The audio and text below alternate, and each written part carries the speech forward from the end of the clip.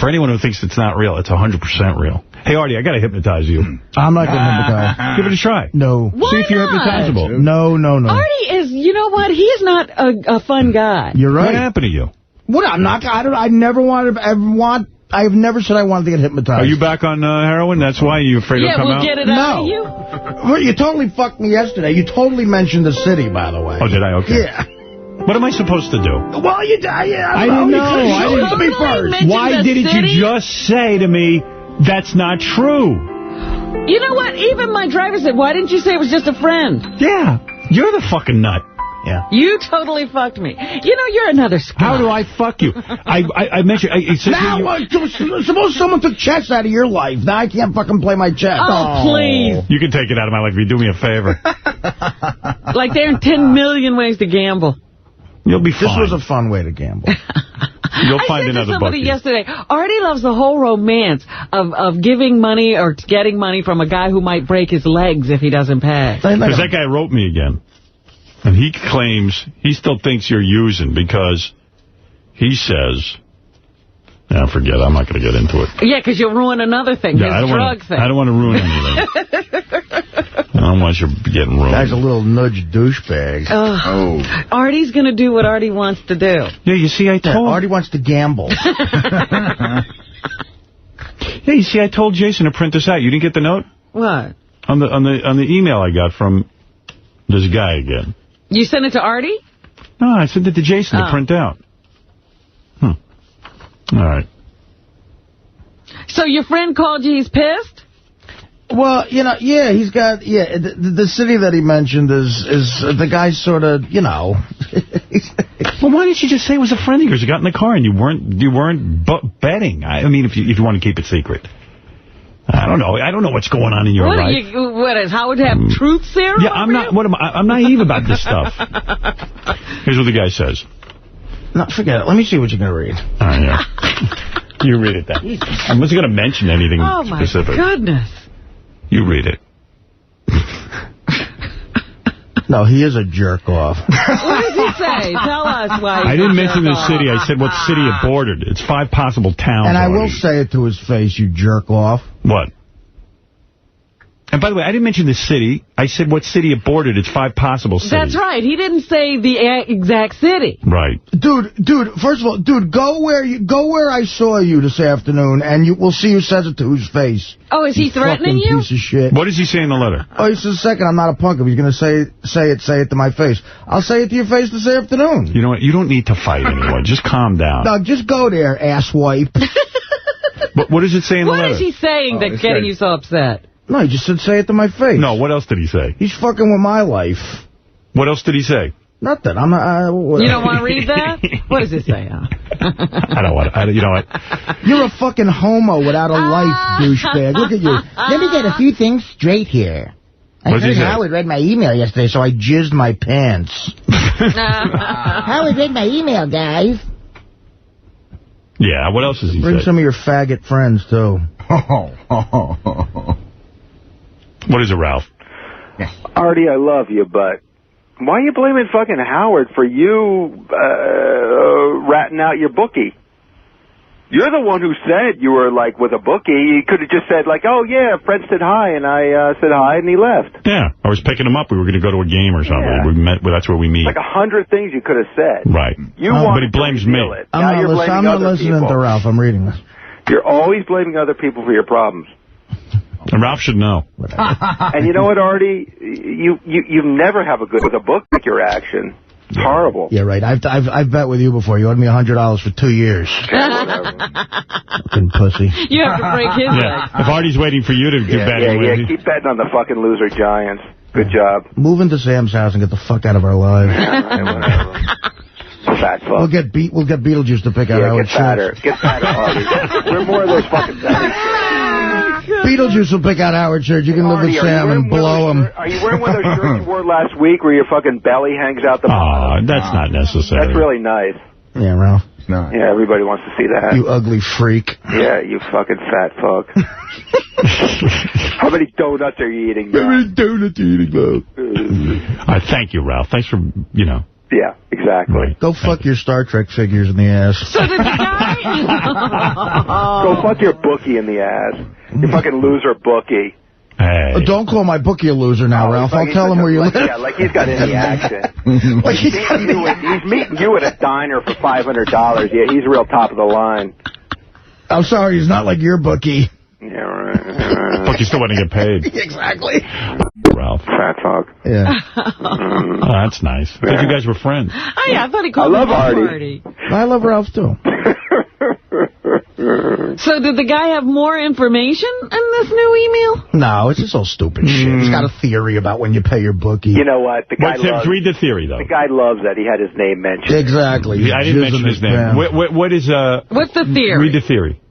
All right. You don't go see your bookie on a Friday. Right. That's dumb. It's the dumbest thing I've ever heard. You can pay the guy... It depends on your schedule. You can pay the guy whenever. The guy's point was, why is Artie meeting the guy on a Friday? You don't pay your bookie on a... Why are you stalking me, asswipe? Why is Artie paying his bookie on a Friday? I decided to get to my computer and shoot you an email. He cares about you. Can I get a tour of the studio? Artie will give it to you. Oh, Artie will give you a tour. I'll give you a tour of your fucking asshole with your face.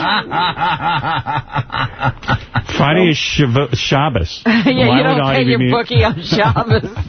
Sounds like someone's using... What? Oh, get it. Ralph, you're using Howard. That is the sound of someone using. You've been using for 20 years, dickhead. Hey, when are you going to kick your habit? Yeah. Never. All right, Ralph. Don't try a battle of wits, Ralph. You're unarmed. Thank you. Oh, yeah, that was like in fucking movies like 10 years ago. Good line. Huh? More of your fucking hackneyed lines he stole from somebody. Jackie fucking Martling. Jackie Martling. Yeah. All right. Thank you, Ralph. Jackie was skinnier. At least I steal jokes. I don't steal $100 from my friends in a poker game. Oh, yeah, remember that? Oh, what a complete scumbag. He stole $100? Oh, a couple times. That was a rap on Ralph. You bring me a rap? It was definitely... He steals money. What happened that time? Because I never wanted to bring it up, but go ahead. We were on the jet flying out to Vegas, and we're all playing poker, and me and Ross were sitting there, we're divvying up the money, and Ralph just takes $100 and puts it in his pocket out of the pot. What? And me and Ross were like, did you see that? And he's like, yeah. And we confronted him, and he just was like, no, you guys... Of course, we were wrong for confronting him. Then he finally... He never admitted it either. He put the 100 back and said, okay, I'll take my own 100 and put it back to convince you guys I didn't do it. Wow. Wow. Ralph, is that true? Oh, he's not there. I must have hung up. I wanted to hear the response to that. Ross won't admit it either. Cause it's like, he just took it. Yeah, Artie and Ross said that they saw that. I said, that's impossible. You would never do that. But they swear. They convinced me otherwise. Oh. Well, I'm going to stop there. What, have you seen other things? Oh, this is whatever. What did you see? Nothing. This is, I'm going to stop there. I didn't mean to hang up on him. It was getting... back on. Hold on a second. All right. It was getting interesting. Oh, there. Hey. Artie, did you just fucking make up a story? Yeah. No, actually, I remember it. But I remember the guys came to me. You know what, Ralph? I made it up. I'm sorry. No, I seriously, I have no recollection of that. I don't steal money. Right, you're right. I made it up. No. It was wrong for me to bring it up. Artie, don't... It was wrong for me to bring it up. Oh, Artie, don't do that fucking Mr. Nice Guy shit where you fucking drop a bomb and you're, oh, no, it's okay. All right. Okay, then I guess I guess I didn't remember it right. What is that? If Ross wants to come in, if Ross wants to confirm it, if you'll give Ross permission to talk about it, I bet he could confirm it. Like I trust fucking Ross. He's another fucking... Well, he's not here. Don't give him shit. Give me shit if you want. Well... It was probably a stupid thing to bring up on the air. I'm sorry. What happened? There was a pot to be divvied at the end, and then we were 100... It could have been a misunderstanding, to tell you the truth. Did you see Ralph? And I apologize to Ralph for bringing that up. Backpedal now. I heard both you guys talk about this. And they said it, Ralph? I never saw it. Ross and Artie. Oh. Well, first of all, it's not a cool thing to bring up on the air if you don't have all the facts. So it could have been a misunderstanding. Yeah, well, you say that, and then you go, oh, it's a misunderstanding. I'm saying it, Ralph, and I'm sorry I brought it up. Yeah. I am. I really am. You drive drunk, you've been arrested. Oh, sorry, it's a misunderstanding. Wait, no, it's not. That's bullshit, man. All right, Ralph. Yeah. It didn't happen then. Yeah, okay. What happened? It didn't happen twice that week. That sounds real, yeah. Like I'm stealing money on that fucking plane while you're fucking stuffing food in your face. How would you even see anything? There's so much fucking food in your face. Right. Oh, boy. All right, listen, I'm sorry. Boy, Bubba's wedding's going to be comfortable. Yeah. I love Artie. I do. Don't worry about it. It was a dumb... He can steal your money anytime. It's a bad argument. It's a dumb thing to bring up. It wasn't right to bring up on the air. What were you high on at the time? Alcohol, drugs? Ralph, you know what, dude? I'm trying to be a nice guy here, man. And you're really going... I mean, come on. Why don't you drop it? Drop it. Nice. Don't be nice. Be honest. What the fuck? I didn't steal any fucking money. From who? Because they caught you, according to Artie. Who did I steal money from? You pipe down, Robin. Whoever was playing poker. It was just the four of us. There's another guy who knows about it, too, not just Ross. Who? The guy who was there the second time around. Oh, who was that? I don't even remember. The second time it wasn't a poker game. It was tips for a waitress at Noble. Oh. What happened? What did he do? He stole a tip? That's really bad. I stole a tip from Nobu. He lifted money off the table? This is a weird area. Come on, dude. No, go ahead. Go ahead. It's true. Go ahead. Ralph wants to defend himself. No, yeah, seriously. Go ahead, Artie. I don't mind. Maybe you don't remember, like OJ. Maybe in a coked up days. I don't know. Yeah. Go ahead. What happened at Nobu? We were all hanging out after hours at Nobu. And, Richie let the restaurant stay open for a few extra hours. And we ate, we drank, and Richie picked up everything, and he said, just tip the waitress. So we all threw in a bunch of money, and in the bunch of money was a $100 bill, and me and Ross and Wayne saw you snatch it. And then we confronted you, and you said, oh, yeah, it was a joke, and you put it back. Ooh. Whoa, wait. So did you? I don't even ever remember being at... When was I at Nobu with you? Las Vegas Nobu. Okay. Oh, he's got details. And I took money off the table? See, I can't believe that. Yeah, I mean... From a waitress. Artie doesn't lie, though. Let me say something. I've been to Nobu like 50 times, and I've paid like once. I mean, that's the last place I would. If I was going to take money. That is impressive. I would never take money off the table. Yeah, why does he have to steal? He doesn't even pay. Yeah, I don't even. Maybe Ralph thought the tip was too extravagant. We're in Vegas, and, we're in Vegas, and, the money issues come up in Vegas. That's true. That is true. Believe me, I know that better than anybody. That's really... I think Ralph was counting on what happens in Vegas stays in Vegas. Yeah, I guess you... apparently not. Not on this show. Hey, when I steal money at Vegas, it doesn't stay in Vegas. Maybe Ralph thought he won it. This is a stupid thing to bring up, and it's awkward. Why don't we just drop it?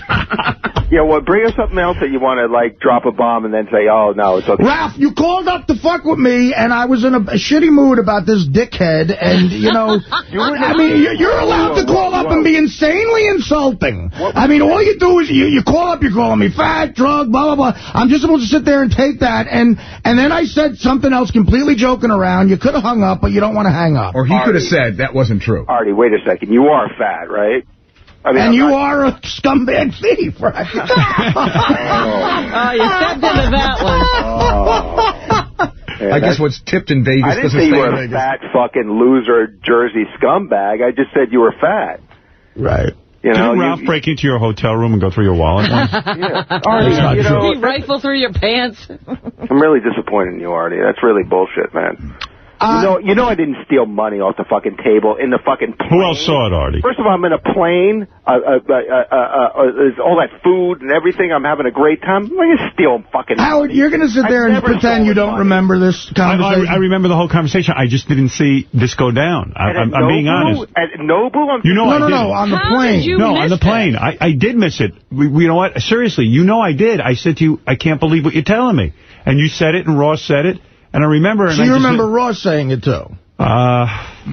Listen, it was a long time ago, and I just didn't... I wasn't aware that this was going on, and you pointed it out to me. Again, it's not my agenda to fuck with Ralph right now. I don't know why I'm arguing with this. It's like... Maybe you're angry. Maybe this is the Dana thing. It might be, yeah. Let's just leave it as a misunderstanding. What's the matter with Dana?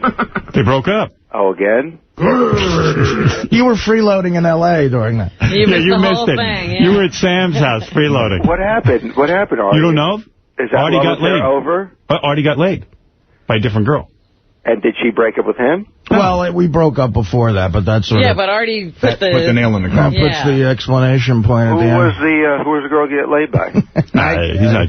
Well, I gave her the number to the show. She could call in if she wants. Well, who was she? Did you meet her? Or just... A girl I met over the summer, at a stand-up gig. But, I mean, I didn't have sex with her over the summer. Karen, you're on the air. Go ahead. So you had her on the back burner. Yeah, he had a back burner. Everything's list. a food reference. Karen, Hey, you know what, Howard? Yeah. I'm going to send a picture, put on the website of Artie on the plane in Vegas, and we'll see who was like dizzy with stuffing his face with food. And Dude, I'm not going to deny that I overate. And you were drunk, so let's give him that. Definitely drunk, Okay. without question. Yes. So listen, my job as a producer is always to keep things moving and everything. So I called both of the people that were part of the stories, and I have Wayne Siegel on the phone. All right. Because I wanted him to be able to give his All right, side. let Karen first go. Karen, go ahead.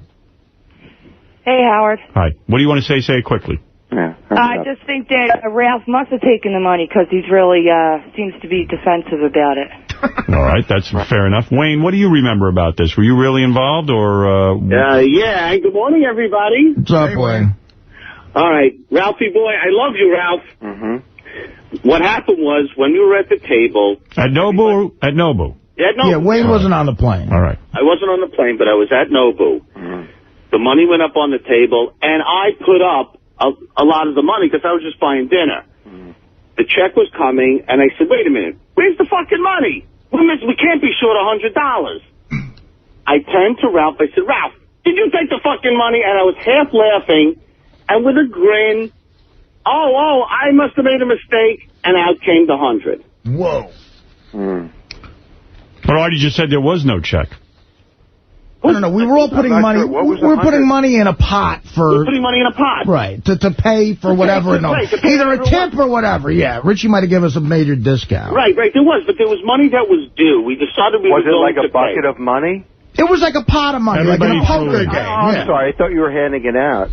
No. There was just money on the table that we were going to give. Richie was, either there wasn't a check or whatever it was, because I remember there was a discussion about Richie picking up the tab, and we thought that was ridiculous, but we appreciated it. But we were putting money on the table anyway. Right. And in putting the money on the table, I know I had put a lot of money on the table because we knew the bill was going to be big. Right. And then I said, wait a minute. We started counting. Yeah, time had passed. We started counting the money, and Wayne, we're clearly down $100.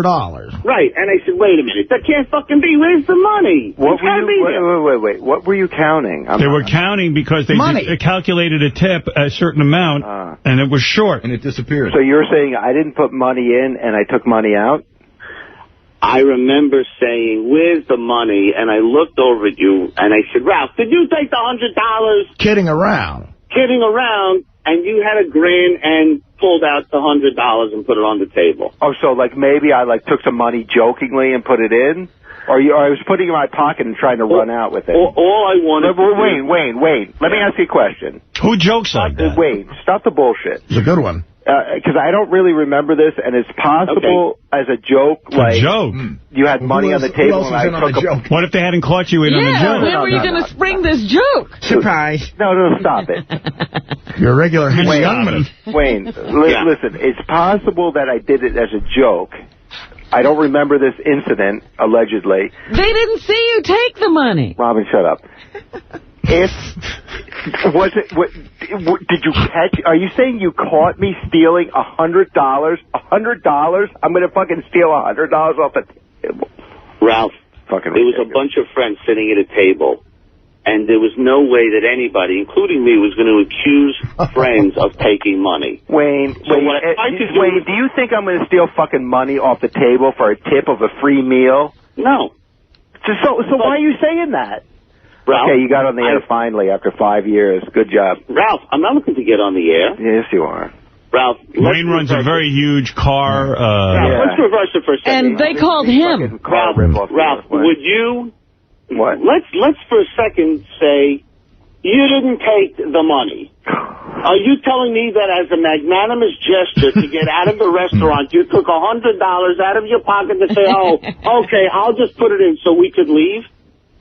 What's the more likely scenario? Yeah, that's true. That's never happened. Wait. Ralph waits to see what happens. If we're all putting in money and we get a free meal or something or whatever, I'm not stingy. If we're paying, we're paying. Will you take a lie detector on this? Sure, I will, absolutely. Right. I'm not too good at those, though.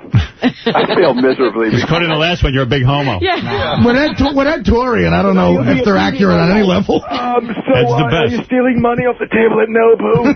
All right, thank you, guys. Wayne, thank you. You're welcome. And Ralph, thank you. Yeah. All right, bye. All right. Listen, again, if you want it, Ross is a nice guy, and he probably won't say anything to confirm it. And I wish I hadn't, to tell you the truth, because it's nobody's business. Opened up a can of Yeah, Artie, add that to the list of things you wish you hadn't said on the air. Well, you were pushing Artie's buttons. Right, but why would Ralph, you were being vicious. You want to go back and listen to the shit you were saying to me. And then we started just insulting each other in a joking way, and then I thought it ended, and then you fucking picked it up again. We had extra innings of you, and look, accusing me of very real hurtful things about drugs and everything else, and you know what? Something came out of my mouth that shouldn't have, but Ralph, you said some things. Covering up for a thief.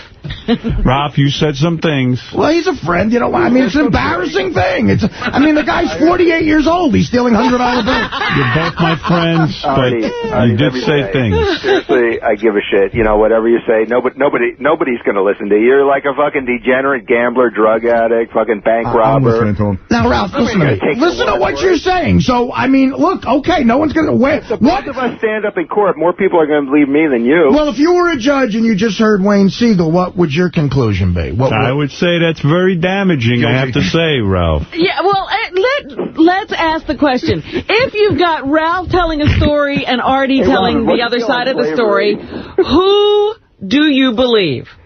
Who do you believe? Oh, boy. I believe we got to take a break.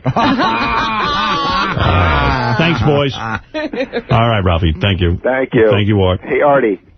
What, Ralph? Can I borrow a couple bucks? Yeah, whatever you need. I'm sorry. I love you, man. Especially married to Sam Simon. I wouldn't be fucking with Ralph. He's got a major bankroll behind him. He'll stop Sam from working with you. That's right. Major player back here. Yeah. Well, I mean, a lot of people want to talk about this, but I'll put him through real quick. Paul, go ahead real quick. Hey, Howard, how you doing? Hey. Nice talking to you. We've been listening for a while. Listen, you know, it's so obvious Ralph is bullshitting. Yeah. I mean, he obviously took the money. Well, here's the jury. Who jokes like that? Right. He got busted. All right, there you go. Here's the jury. Let's go to Peter. Yeah, Paul. Yeah, that was great, Paul. Good, Peter. Nice words. Howard? Eloquent. Yes, Howard? Pete. Yes, Pete. I've been a trial lawyer for 20 years, and Ralph is the most unconvincing witness confronted with a crime I've ever heard. First, when Artie tells him about the poker thing, he calls Artie fat and drunk. Artie admits that he's fat and drunk. Exactly. Thank you, sir. Then when he's confronted with the Nobu thing, he says, oh, I was never at Nobu. But when Wayne Siegel confronts him, he goes, oh, it was just a joke. So his story's changed. So, Ralph, if you're ever charged with this, don't take the stand on your own defense. You're horrible. There's Peter, a trial attorney. A douchebag shyster like you. Oh, boy. Be careful, Ralph. You're a douchebag shyster, but you haven't really defended yourself. And I bet if you went to your house, there's all sorts of items from Sam Simon's pool house in Florida in the stores. And Howard, I would watch out when he's in your house. You got a point. I usually leave him in there alone. Now I got to look over my shoulder. I got to put a camera on him. You know that chair you got that you couldn't find? Yeah. Yeah, I got it. I got a feeling a few weeks from now there's going to be a Polish stripper from Scores going, "You won an Emmy?" Right. Sam's got 13 of them. Bong it, Eric. He won't miss one. I worked on The Simpsons. Just bong it. Hey now. Hey now. Radio Gold, man. That was no shtick. I mean, the way that whole thing unfolded, it was fucking unbelievable. I got to say, it's pretty... You just learn a new thing every day, don't you? Well, let's go to Nick. Nick, you're on in Detroit. Yeah, I think Ralph's a big asshole. He just stinges off everyone. Yeah. Oh, boy. Ralphie, this does not look good for you. Billy, go ahead. Yeah, don't go to the jury. Put him through, Howard. Put him through. Go ahead, Billy. Howard, I'm convinced that you have two whack packs. The second one is on your show. I'm telling you, man. And fucking Ralph, I never heard a guy call up. He must be a designated caller. He calls up and just tells people how to do their show, like fucking Gary and shit. And I'm going, who the hell is this guy? What do you do for a living? What do you do for a living? I'll tell you, your fucking job too. You probably do it wrong. Ralph is a professional radio critic. But listen, Ralph definitely gets a reaction on the air, and, we think he's entertaining, but he does call up, and systematically, part of his shtick is giving everybody shit, and thank you. He stepped on a landmine. Let's go to Joe. Joe, you're on the air. There are landmines in the studio. You're real entertaining, Artie, with your fat fucking belly. Ooh. Well, I mean, I'm an entertainer. That's how I make a living. I'm in several unions that indicate that. Joe, you're on the air. Cost Tina Fey $1,500 to be in your crappy movie. Great. Thanks. Wow. Joe? Wow. Hey, Howard. Yeah. I'm not going to defend my movie. Got you there, huh? Joe, go ahead. I love the movie. Yes. Hey, doesn't even sound like I'm on the air here. You're on the air, You Joe. are stupid. Hey, fuck you, Ralph. Hey, listen, I've been listening since 1986, and ever since Ralph got on this show, I hated him. And I'm not even making a joke here. About since you got on Sirius, I actually started liking you, listening to the after show. Today, you just blew it. I mean, I'm so sorry you don't like me anymore, I hate douchebag. you piece of shit. You're fucking annoying. And you're stealing $100 fucking dollars. Yeah. You piece of shit. It's actually $200. And it's so fucking convincing. You fucking retard. It's so convincing. I mean, you're so fucking bad at lying. I mean, all you're doing is shooting at Artie about how fat he is. You are the fucking disgrace to that show. You should be. All right, take it off. There's another opinion from the jury. Let's go to Jim. Jim. Hey, Howard. I'm really going to be bummed out all day. It's bad enough that this guy leeches off of everybody, but actually, I think this guy was stealing money. Actually steal from you right in front of you. But I'll tell you what was impressive was how he was trying to manipulate the conversation, with what's-his-face, whoever. Wayne. Siegel, yeah. He was trying to pull his bitch magic and fucking, Bitch magic. I love that. Wheels, you're on. Hey, Howard, you get so used to hanging around with guys throwing money around all the time. They don't expect you to pay anything. Who knows how many times it could have happened. He's like the kid who learns how to steal out of the fucking, when they pass the basket at church and you pretend to put money in, you take it out. Yeah. That's Ralphie. I can't believe it. Don't let him off this one. That's you know what, Wheels, I was feeling sorry for you because Artie's... I feel sorry for you, man. Listen. Artie's taking you, Artie's... Artie told me to fuck off yesterday. Who cares about Artie and me? It's about you, man. You're wrong, dude. I'm wrong in what? I'm not stealing money, please. You stole. Taking $100. I'm going to be bothered with $100 fucking dollars. What's it going to do? It's chump change to Ralph. He's used to reaching much more than that. He's used to champagne and caviar. Hey, Wheels.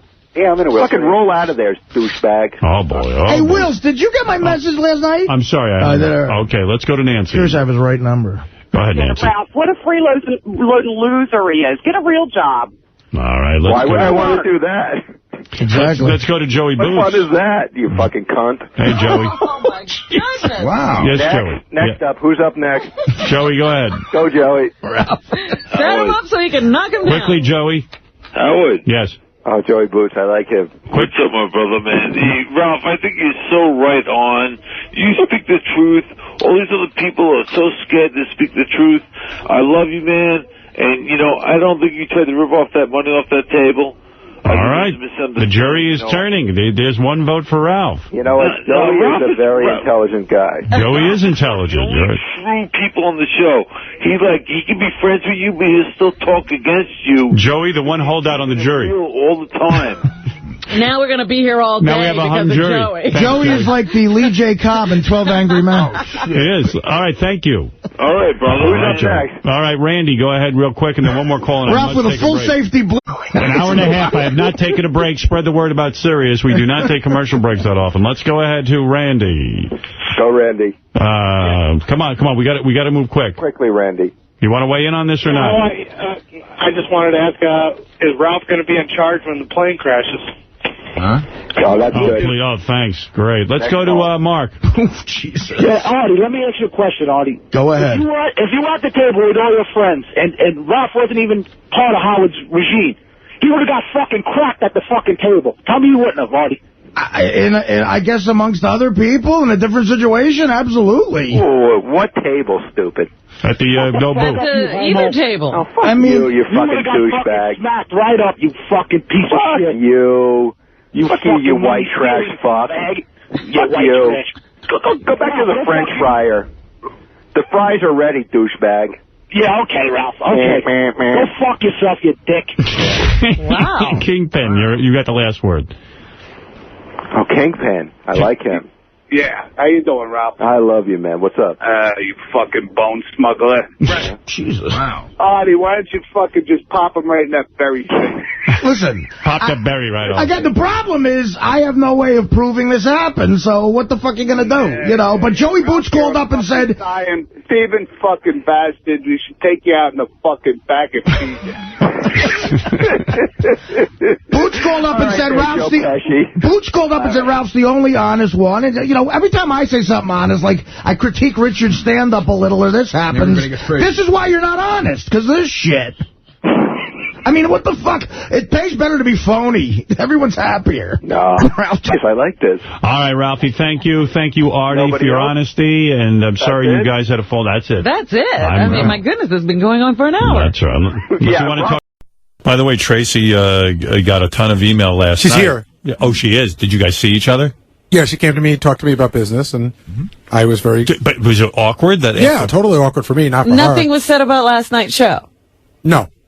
She came in to talk to me. I said, save it for the air. And then she said, so we had to talk about business. And I said, okay, distribute those accordingly. You know what to do. And right. And then as she walked away, I said, I say that respectfully. This is Tracy and Gary just had their first interaction. It was awkward. I don't know who wrote that, but evidently everyone in the office was on edge. Well, there's a lot of debate whether Tracy should really do the show. I thought the show was a home run in the sense that she did the happy hour. She delivered. She delivered. Unfortunately, you were the victim, Gary. Mm-hmm. Yes. She called you an asshole. A fucking asshole. A fucking asshole. Piece of shit. Piece of shit. A lazy fuck. You don't invite her to your ski house. Fuck you. A chalet. Yeah. Do you want me to bring Tracy in so that maybe you could have some closure? I mean, we probably need to finish it off, and I'd rather do it with you than not with me. Well, and then get crazy on the wrap-up show, right? All right. If we're going to do it all on the air, let's live life on the air. All right, Tracy, come on in if you don't mind, and let's... Well, look, listen, first of all, I feel Tracy did a very good radio show. She did. She did a good show. Whether or not the show is healthy for the office environment is another consideration. But do you care? Well, I care that everyone's comfortable. Tracy, you did an excellent job. There's no question about it. You need to grab those or go over there. Tracy, is it awkward for you today, the day after the happy hour, so to speak? Yeah. I mean, I was up last night a lot. You were upset about it? Yeah, well, yeah. Right. Listen, you did nothing wrong in the sense that that's the show. The show is you spouting and spewing out your feelings. You get the poison out, so to speak. Absolutely. Right. Nevertheless, it does cause discomfort between you and Gary the next day. Sure. Right. I think there's a difference between being mad at an ex-intern that never worked under her and trashing the shit out of your boss. It's a different level. I'm not saying that she's not allowed to do it, but I'm allowed to be upset by it. Absolutely. And so would an intern. Anybody could be upset by it. But the point is, I think it came up, to be honest with you, I left my radio here. Right. So I think you said, you were talking about the cleaning of the refrigerator. Yes. Or you had said, well, why doesn't she ever come to me on this stuff? I come to you all the time. You just don't listen to me. Because I did tell you how I felt about the refrigerator. We had the conversation. You don't remember because you don't listen to me. And how did I respond when you said that? Was I mean? Have I ever spoken to you in a demeaning way? Have I ever said to you, hey, I'm the fucking boss, do what I say or shut the fuck up? That's or anything like that? That's not the point. It's not what you say. It's how you say it. And you, whether you want to admit it or not, you treat me differently than you do the rest of the staff. Tracy, you think everybody treats you differently. You feel That's wronged. Not true. You feel wronged by probably the whole world. You feel wronged by everybody. You feel like there's a lack of respect, and everybody walks on eggshells around you. And for the most part, people like you. And I told Howard off the air, and Howard will back me up on this. You do the best job of your actual job of anyone who's ever done this. It's the people skills where it gets weird. People come to me, they're afraid of you. You get mad at somebody in weeks on end, you just ignore them, and it's probably not a healthy way, and I probably should have spoken to you about it earlier than now. I probably let it go on a little too long because I don't like conflict. Well, I don't know who necessarily feels that way or who said that to you. I mean, I have, I hang out with these people, the ones that I care about, socially outside the office. I know their wives. I know their girlfriends. I hang out with them. I consider them friends. The ones that aren't my friends, I really don't care. But do you think it's healthy to stop talking to somebody for 2 or 3 weeks at a time? The only person that I'm not talking to and haven't been talking to is Benji. But in the history of being here, I'm not talking to him either. If I want to go, we all try to. In the history of being Can I here, join you on that? In the history of being here for 4.5 years, has he been the only person you haven't talked to for long periods of time? You can all bond over hate over me. What is that? I'm glad you can all bond over hate over me. Tracy, let me ask you a question and interrupt this dialogue. Is the Tracy happy hours, as much radio gold as it is it worth continuing? Because you are in an awkward position. You're the office manager, and therefore, maybe Gary is making a good point that it's impossible for you to do the show properly. I agree. And do your job properly. The two people that I've brought up on it were Scott and Gary. Right. And Scott, even after the next day when we talked on the wrap-up show, him and I had kind of an awkward discussion on air about what he really thought the issue was. And I said, no, I don't think that's the issue. We went back and forth. And the next day, Scott and I totally made up. And I think now we get along better than ever. You're saying the communication led to a healthier relationship? Yes. Yeah, I would, because I think we got to the root of the problem based on what went on the show. We probably could have gotten to the root of the problem in my office. We could have, but again, you don't listen to me. You don't make time for me. You would rather sit in the bullpen and talk about the fucking Mets or Bruce Springsteen than actually have a discussion with me. Tracy, do I stop by your office? Do I stop by your office once a week? No. Once every 2 weeks to sit down, ask you what you're up to? Come on. Come on. In 4.5 years, Gary, we've had lunch 3 times.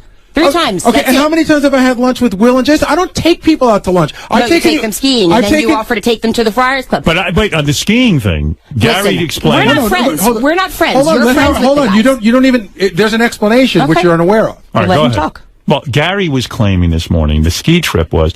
He says in everyone's mind the ski house is like a ski chalet because it's a little shack that I rent, and he says and there's 1 bedroom. So I brought 4 guys. They're all in their underwear. He says, there's no way it would be appropriate to bring a woman there who works with us. And, I get that. I just feel like the way things go on with Gary in the office, everything is like a secret. And then at the last minute, everyone who wasn't invited to something finds out that these 5 came to a barbecue. These 4 were invited to this. It's always the same people on the outside finding out from other people and him being secretive about it. I don't know who makes an announcement. But it feels like people are almost told not to talk about it. No, it feels that way to you. It doesn't. Because you have this. I've had the discussion with the other guys. You have a complex. You think the world is out to get you. You're wrong. If you invited 4 people to your house, would you come to me and tell me? If I'm not one of them? I wouldn't make it seem like it's a secret. I don't make it seem like it's a secret either. People tend to treat it. If they treat it that way, that's not me. I don't tell people don't say anything to Tracy. You're saying that it's not complex, but I've had the conversation with the other people who tell me they feel the same way. Well, they might, but I'm not telling anybody not to say it. Don't tell me that it's me. Don't tell me that I'm the one with the fucking complex. When I'm telling you, other people are saying the same thing. It's you. It's okay. Then apparently I'm having the fucking conversation with myself. I think you have a lot of conversations with yourself. No, I do. I think you have a lot of conversations with yourself where you feel everybody agrees. The key word with you is respect. And if you don't, you're either with Tracy or against Tracy. There's no in between. And if you don't fully support Tracy, then you're her enemy. Listen, there are a lot of people here I know damn well don't fully support me. Don't kid yourself about that. That's See, I love the radio of. You did a great job last night, but I maybe for work it's not so good. Well, you know what? I think she should continue to do the show because she's already fucked over she's already fucked over her boss. Anybody else she screws over won't be as big. But it won't be as bad as this. So I say continue to do the show. Well, listen. Well, we could find other things to talk about. I mean, to be honest with you, I did the first show and I was flat out told by Tim, okay, you need to be angrier, you need to be edgier, you need to do this. This is what we want. This is why we want you to do the show. Of course. But then if I'm going to get fucked the next day, it's not worth it. That's I don't need that shit. I'm saying that's the problem. You make me seek out reasons why, and then when I do exactly what you ask, I'm the fucking asshole. Except for one thing. I have issues to talk to myself. I don't think you're an asshole. I thought it was pretty good. Here's the thing. Nobody's making you do anything. If the show is so uncomfortable for you, say, you know what, Tim? I don't feel comfortable fucking yelling. Well, then now I will. But you should. I wanted it to be fun, but if this is going to be the fallout of it, it's not fun. I liked it. What part of last night's show did you think would be fun for me? Gary, if I thought you were mature enough like Scott to actually have the discussion with me after and we could work it out, that would be fine. But you chose to come in here and we're going to discuss it, and it's going to be what it is. And you're going to tell me I have issues, and that's going to be it. You trash me on the air, and Howard plays the clips the next day. Should I have anything I say, was anything I said not true?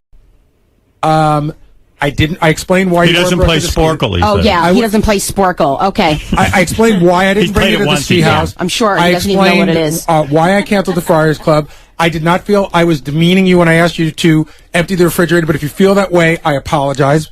But I needed it to get emptied because it was gross. His rap on you remember his rap on the refrigerator was that you're the office manager, and the whole office was using his refrigerator, and he didn't want to throw out everyone's food. So he felt that you should. Don't say no, because no is what I think. You don't know. There is a reason why we bought another refrigerator. You didn't want anyone using your refrigerator. That's right. So how am I supposed to fucking know whose shit is in there?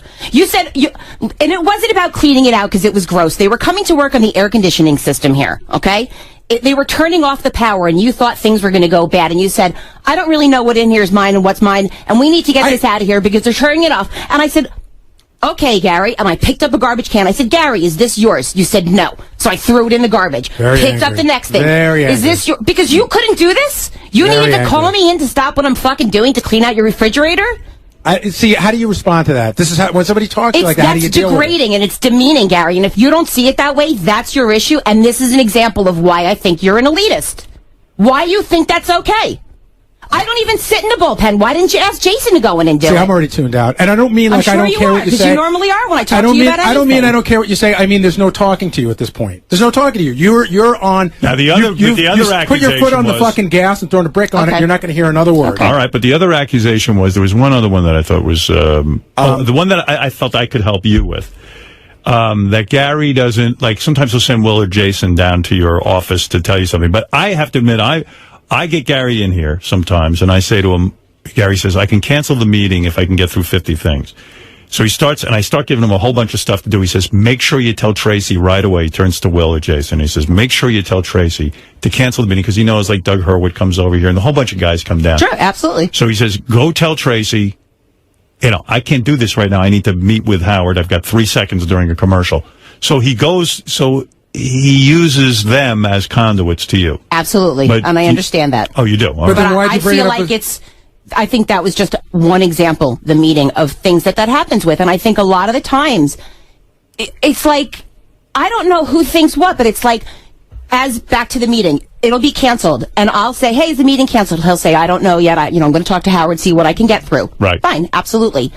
But then like a half an hour later, I'll come out. Is the meeting canceled? And Jason will say, yeah, Gary didn't tell you. And Gary will say, yeah, Jason should have told you. Well, somebody tell me. I mean... But that's not... But that's not your complaint. Your complaint is that I send underlings to talk to you, and that's insulting and demeaning. That's the complaint. No, it's that you can't address me yourself. That's exactly what you said. It's that you won't address me yourself. That's what I just said. But sometimes it's not about the underling. I don't give a shit who does it. It's about the fact that you don't do it. That would be sending someone else. It's exactly what bothers you. But I don't call them underlings or whatever. Well, that's how you feel. Because I just feel like you don't address me directly on things. And it's not just the meeting. It's if this is broken, if that's broken, if something's not working. For you to be upset, the intercom button. For you to be upset because the bathroom's flooded, you are the office manager. I'm not upset about that. Who else would I tell? I'm not upset about that. You only call me when the fucking bathroom's broken. Yeah. She's saying that's just not true. But you don't call me for anything else. That's just not true, Tracy. You know that's not true. That's the way I feel, Gary. I know, because you are the victim. To yours. You're the victim of this conspiracy to disrespect you. All right, here's my evaluation. Okay. Number one, the show was a home run. Do it more. Well, listen, it's up to Tracy if she wants to do the show. She clearly has the anger to do it. She also is doing a performance. In fact, I have a strange feeling that there's a part 2 of me that's ready to go. Is there? Because then I think I'm done with Gary. Then I have to get back on the air. Don't be afraid. I don't think you are anyway. If I was, I wouldn't have done it the first time. Well, anyway, everyone loves the show. But, Except me. If you don't, you shouldn't do it. And my agita. Well, I just quit smoking. I can't deal with this shit. I can't deal with this. I just want to go smoke a pack of Marlboro Reds. Oh, forget it. When I quit smoking, I had just broken my ankle. And there is nothing worse than sitting around the house not smoking when you break your ankle. But I don't know. Listen, you two will patch it up. I know that. You know, Well, I just want to say something. Like Tracy said, I've only taken her to lunch 3 times since we've been here. I think I've only taken Will to lunch once, and Jason probably never. Yeah, I don't take anyone. Like, I have, Laura and I have been working together for a million years. We very rarely even sit down and talk. I think, though, what just Tracy no time. is saying is that she sees a difference. You have a relationship and More a with the other guys. friendship with the other people, and you treat her just like an employee. I think what Tracy's saying, which is unbelievable, she actually wants to hang out with you, and I'll tell you the truth, I'm shocked. Listen, I mean, wow, she likes you. This was another thing that I brought up. It's, I made the comment. You want to hang out with Fafa Fooey? When I talked about how he tells the stories and and it's, he can be a little repetitive. There's a couple of stories I've heard. A little? But he really is very interesting, and he's done some cool things. He's been to some cool places, hung out with cool people. I do enjoy his company. Yes. But if it's, a struggle to get it, it's just not worth the struggle. All right. She wants more of you. Yeah. She's saying that she'd like some of your attention. And it's also very strange for me because, before I worked here, when I worked for Harvey and I were very close. Harvey is family to me. Yeah. And to not have a relationship with anyone that I consider in that type of role, it sucks. It sucks. And I feel sometimes like I have no one to go to when I need something for work. Yeah, Like it just doesn't matter to you the way it does to me. The things that I have to deal with. I don't, I'm unavailable to everyone, so I understand Gary's. I really don't want to meet with anyone. The less meetings I have, the better. You see me. You come down the hall and I run in my office not to bother you. Yeah, I love that. I thought you were I thought, like everyone else, you don't even want to see me. Go ahead. So listen. So what's going to be the outcome here? Tracy, you think you should continue doing the show, even though it's a hit? Maybe you should think about walking away from it. It's hard to walk away from you. You're the new Oprah. Oh, great. Look at me. I always wanted to be Oprah. I'll take her money, but I don't want her fucking job. You're Oprah without the money. Exactly. What do you think? Not any fun there. The show is a hit, but this is very hard to do. If we could find something outside the compound to piss me off, maybe, but I'm done back here. Yeah, well, you work a lot of hours, so I'm sure you're pissed off mostly about work. Gary, you took a hit last night. Are you and Tracy going to be able to get past this? At some point, we'll figure it out. Right. It always sort of does, but today it's a very open wound for me, and I think I'm entitled to that. That's fine. Well, now it's one for me too. What about Lisa G? I think neither of us really care. Meant to come. Yeah, I don't. Whatever. Doing a show, sometimes you feel the pressure to keep the show going. Right. Now you know my problem. Yeah. I say a lot of shit. I get off the air. I get blamed for a lot of stuff, and I go, I don't even know I said it. It goes so fast, you don't even... Yeah, you don't know. Like, I was up all night. Like, did I say that or did I think that? Yeah. I was up all night. I swear to God, I did not get to bed till midnight last night because it was like 9:45, and I always check my email right before I go to bed, and I saw this email that Fred sent out. I was almost not going to send that because I told you, no good can come of this, but I got to send it. The one email that stood out was, I always knew Gary was an elitist, racist, homophobic, disgusting pig. Bad. That was bad. So I was like, so now based on that one email, I'm like, racist, homophobic. I got to sort. What could it be? Right. I thought Tracy called you a racist or homophobic. I said, well, it must have been a really good show. No black people at the ski house? I couldn't figure it out. And so then I was up. And then then I went to go to bed. It was like 10:30. And at 10:45, I got up again to go check the email to see if anybody wrote any new shit. There was no, and then I got back up at 11:30. Like I was waiting for some insight. Right. I don't know, Tracy. It's tough, this radio business. Yeah. It's lonely. It's lonely. I want to be Fred. Fred's got it easy. Play sound effects. I'll do it. That's it. I voted for myself, but I would have voted for you or Casey. Who did Benji vote for? But this is the one I've been waiting for. Right. Least important to the show. Now, this was very difficult. Sure. And I didn't like writing this down. I didn't either. And there's a lot of people that, could have been written in for whatever reason, but I think everyone's important to the show, but the least important to the show, I voted for KC. Let's go around the room. Wow. Well, why not? All right. We're going around the room. Why can't we just do a vote? Because Stuttering John will write some stuff occasionally. He'll help out with the music. He'll go out and do interviews, although he hardly does it anymore. And I thought Casey wrote. He does, but he hasn't been writing a lot lately. What are we doing? What are we doing right now? Wait, how about all the stuff like, whatever. Yeah, he comes to gossip for you with everything that's going on. He gets gossip. He'll go to lunch with Artie and come in and know how to make it funny. I think John's a little more important to Casey. I'm sorry.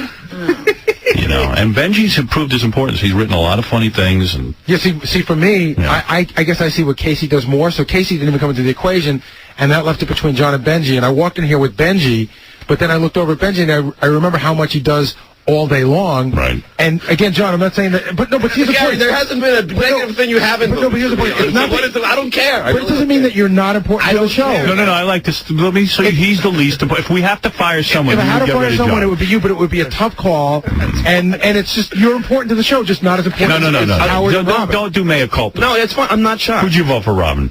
I voted for John. Because this is what I hear all the time. Right. Well, you can't always go by Gary.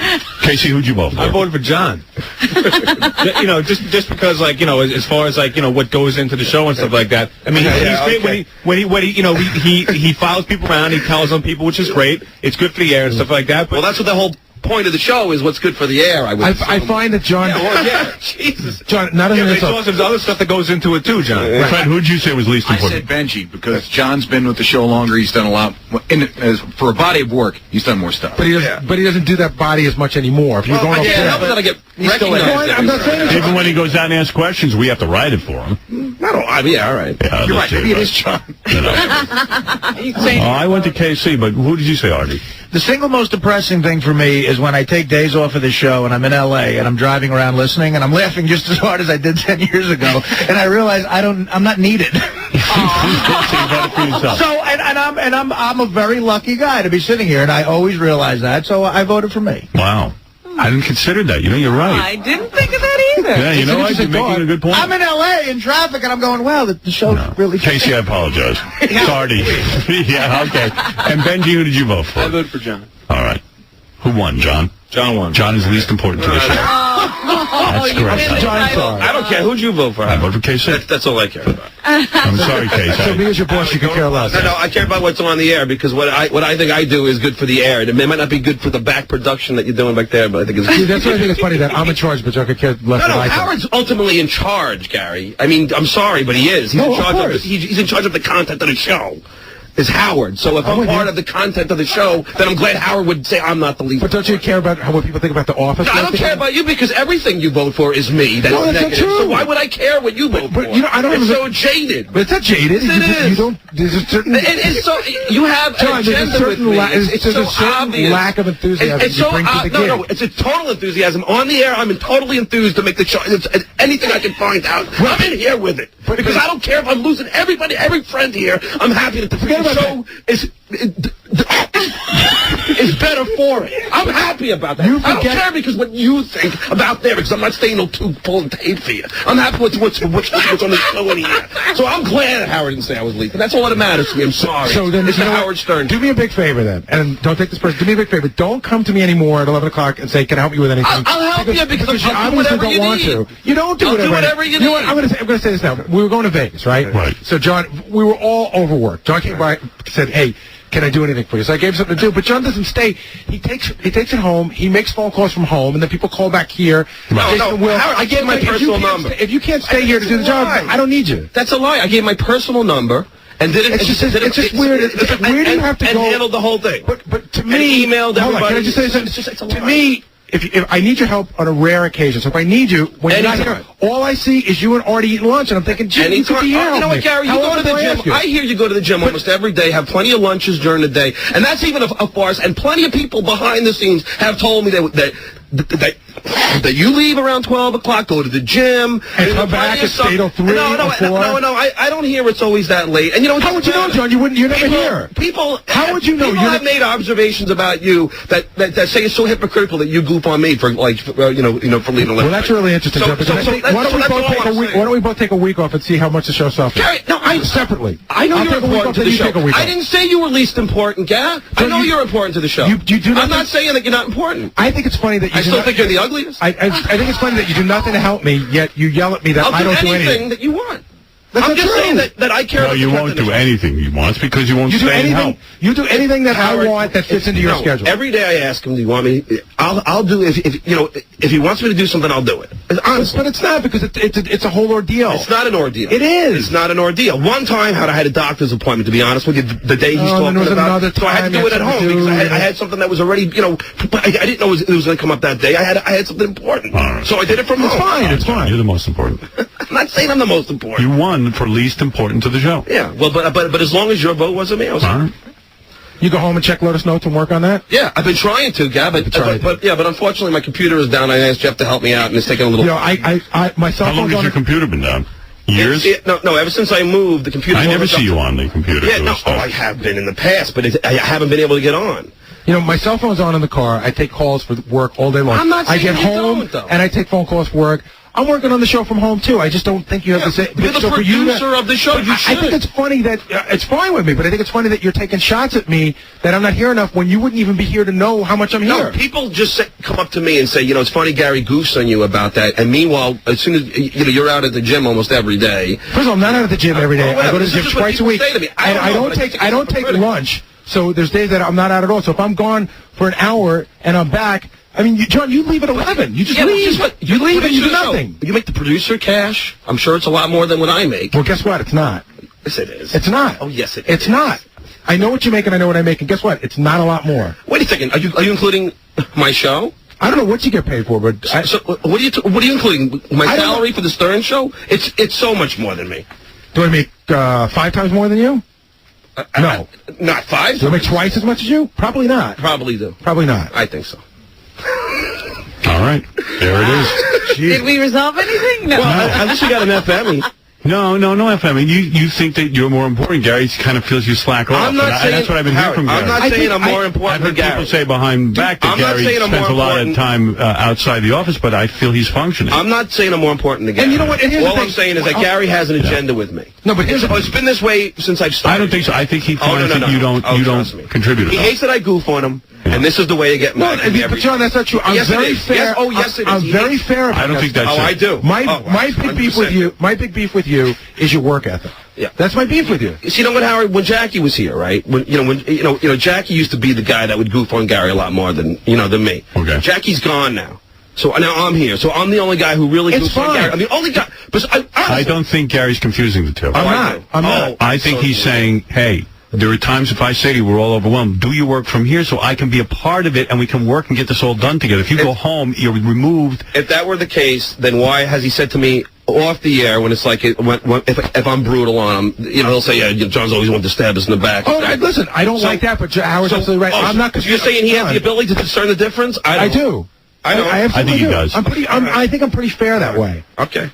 I disagree. I mean, how often do you come to me and say, instead of at 11 o'clock saying, what can I do for you? I said, do you need me to do anything? How about coming to me and go, hey, it's 11. I was thinking about maybe I'll do this or maybe I'll do that. Or I heard Howard saying this morning, Howard, we need more of this, more of that. How about coming to me with a project? It's just like last night. Like, anytime I see something good for the show, and Howard, I know that you know this. If I see something good on television or I'm always the first one to talk about it. I watch TV at night.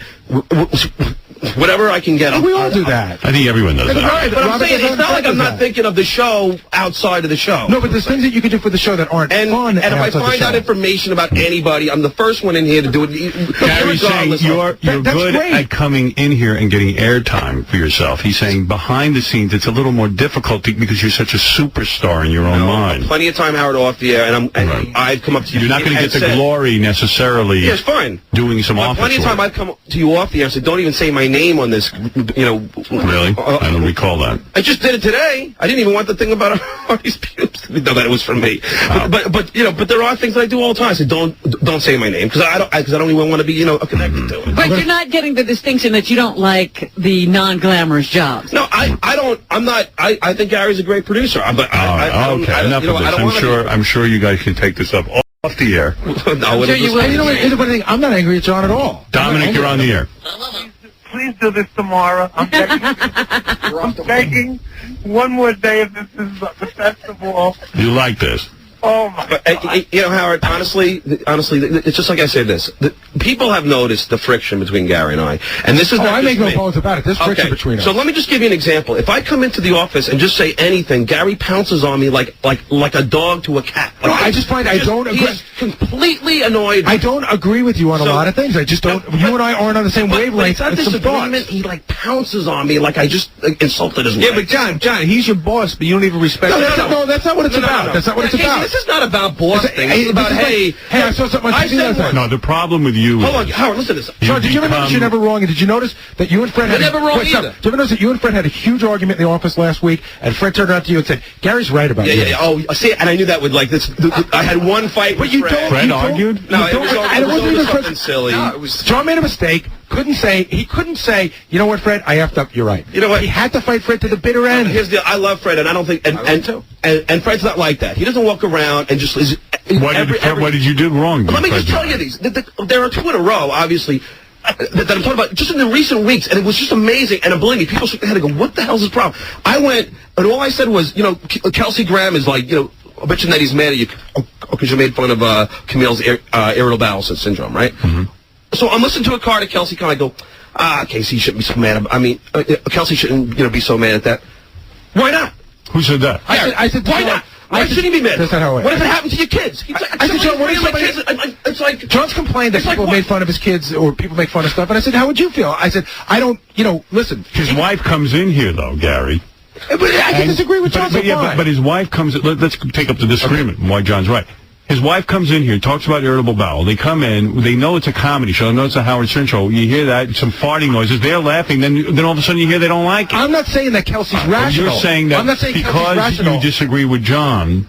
But I'm not saying that John thinks you hate him. But he pounced on me and then said, well, suppose it was your kids who had the... He's having a disagreement. Okay. But it's not just... John, shut up a second. I'm not saying Kelsey's rational about it. What did he fight with Fred?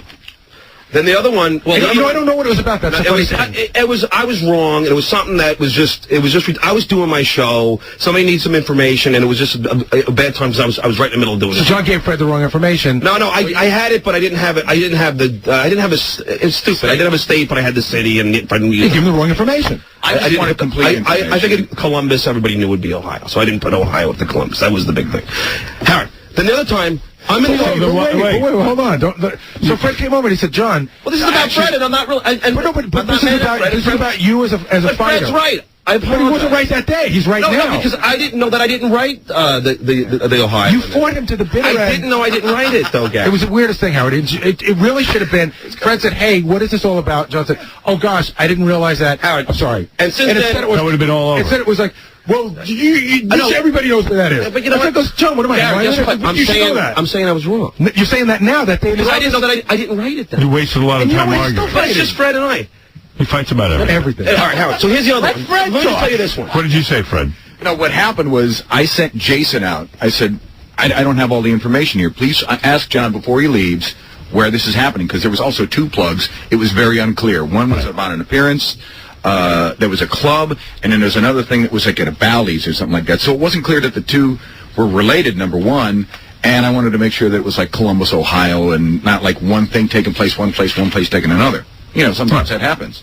And I sent Jason, and he gave Jason some attitude, which upset me a little bit. Howard, because I was on the air. I was doing my show. Jason came in. That's why. Jason came in to help you get your plug I know. Right. That's why I'm wrong. Shaken up, I know I thought that wasn't right. I agree. Let me tell you the other argument. Hey, let's vote. Who's the fattest friend of the show? Dominic, you just won. Yeah, wait a minute. I have who's least important to the show. Tom Chiasano. No, who makes the show bad? Tom Chiasano. Who hurts the show? Who hurts the show every step of the way? Howard, can I give you an example? Because really, let me just get out of my system. I'm in the back, and you're saying that having $200,000 a year is not... You know what? Hold on. You did that already. Let me explain just one thing about it. So Jason and Will are going, that's not true. So I just said to Jason, of course it is. I mean, so I'm talking to Jason now. Gary comes out of his office. What are you talking about? Of course it's Of course it might. Oh, you're so That's what John hears. No, it's true. I disagree with you. Me, and I'm not even, but I'm not talking to him. Hold on, here's how it goes. He's not even involved in the conversation. John goes, I go, John, I totally disagree And he with you. pounces on And John goes, what do you mean? What do you mean disagree? How dare you? Who can disagree with me? I'm the king. Look, there's a lot of activity back If you disagree with me, you're stupid. Gary, there's obvious a problem, and which is why when we did this poll, who you like the least? You like me? I have a problem with you. I know you do have a problem with me, so just admit it. I did. I admitted it through every question. And I have a problem with you too. So there. Let's go on vacation together now. I'm not going on that vacation. You're not going? No, I don't want. Oh, let's hear this. No, I don't. First of all, Howard, I don't want to go, and my wife doesn't want to go. She's terrified I'm not of coming to a flying. crappy party then. And Beth knows this. I mean, Susanna really hates to fly. Right. So they want to fly us to Amsterdam for, not a lot of money. It's 3 days on our break. On our vacation, which I spend money to live in Babel, but a vacation. So I'm just thinking. So over the weekend, this was before these polls, which Gary going to attribute the whole thing to the poll. But we were like, Suzanne's like, I don't want to go. So now Joe's going to ruin it for me now because if we can't go together, we can't go. No, Casey. I already said I'm sure Casey would love to. They don't want Casey to go. They want me and you to go. Why? Because of this. Why? I'm the least important to the show. You're important when it comes to being a spy and a pain. Oh yeah, that's right. But you just admitted that. Which is on the air. You just admitted that. So if you cancel the trip to Amsterdam, Gary won't be able to. If it's going to cost Gary his trip, then why didn't you tell Gary that? Because it would affect his trip. I don't think it will, but if it does, then we'll. No, I know it will. I mean, they were very specific about. I don't think. I'm sure they'll be happy with you. But if it's going to screw up your trip, then I'll do it because I don't. Well, that'll be comfortable. Because I'm a very thoughtful person. Just ask Rob. We're going to take a break. Thank you, Dom.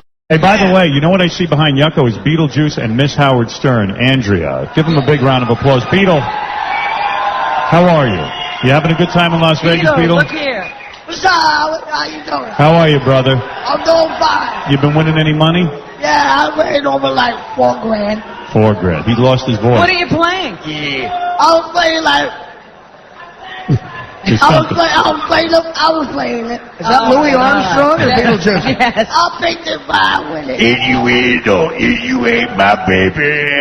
Yeah, okay, bro. What a wonderful world. Miss Howard Stern, you're upset because you were here and you haven't won any money, I heard. You're flat broke, aren't you? That has nothing to do with it. I heard you're very upset and you've been crying. What's wrong? I'm fine.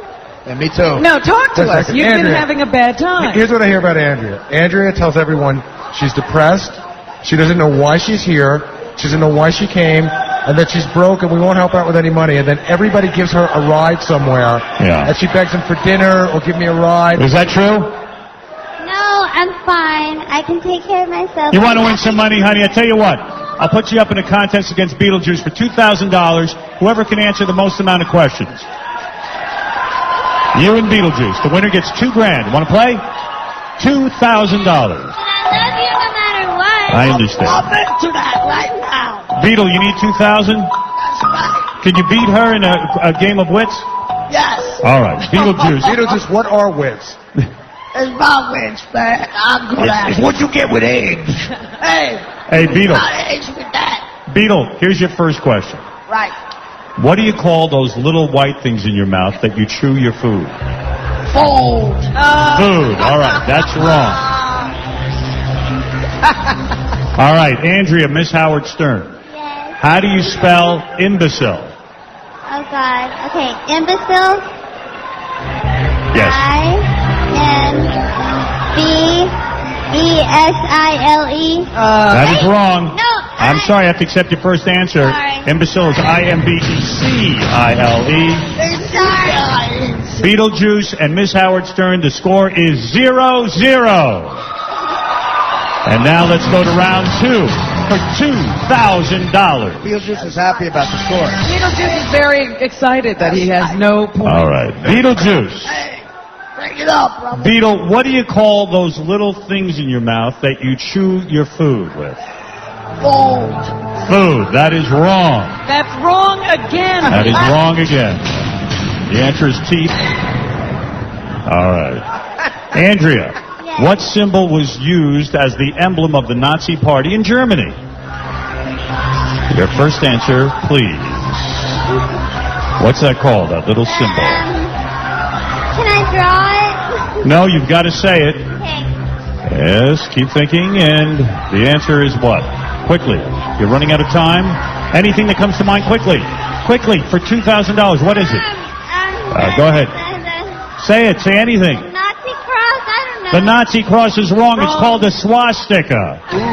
All right, the score is 0-0.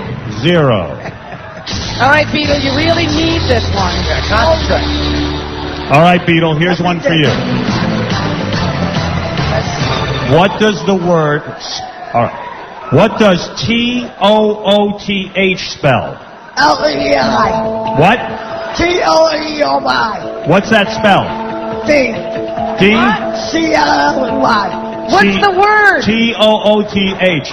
7. 7. That is wrong. It's tooth. All right. We've got a problem. Andrea, this is your third question. Andrea, you've got to be able to beat the beat. I'm trying. This is better than drinking.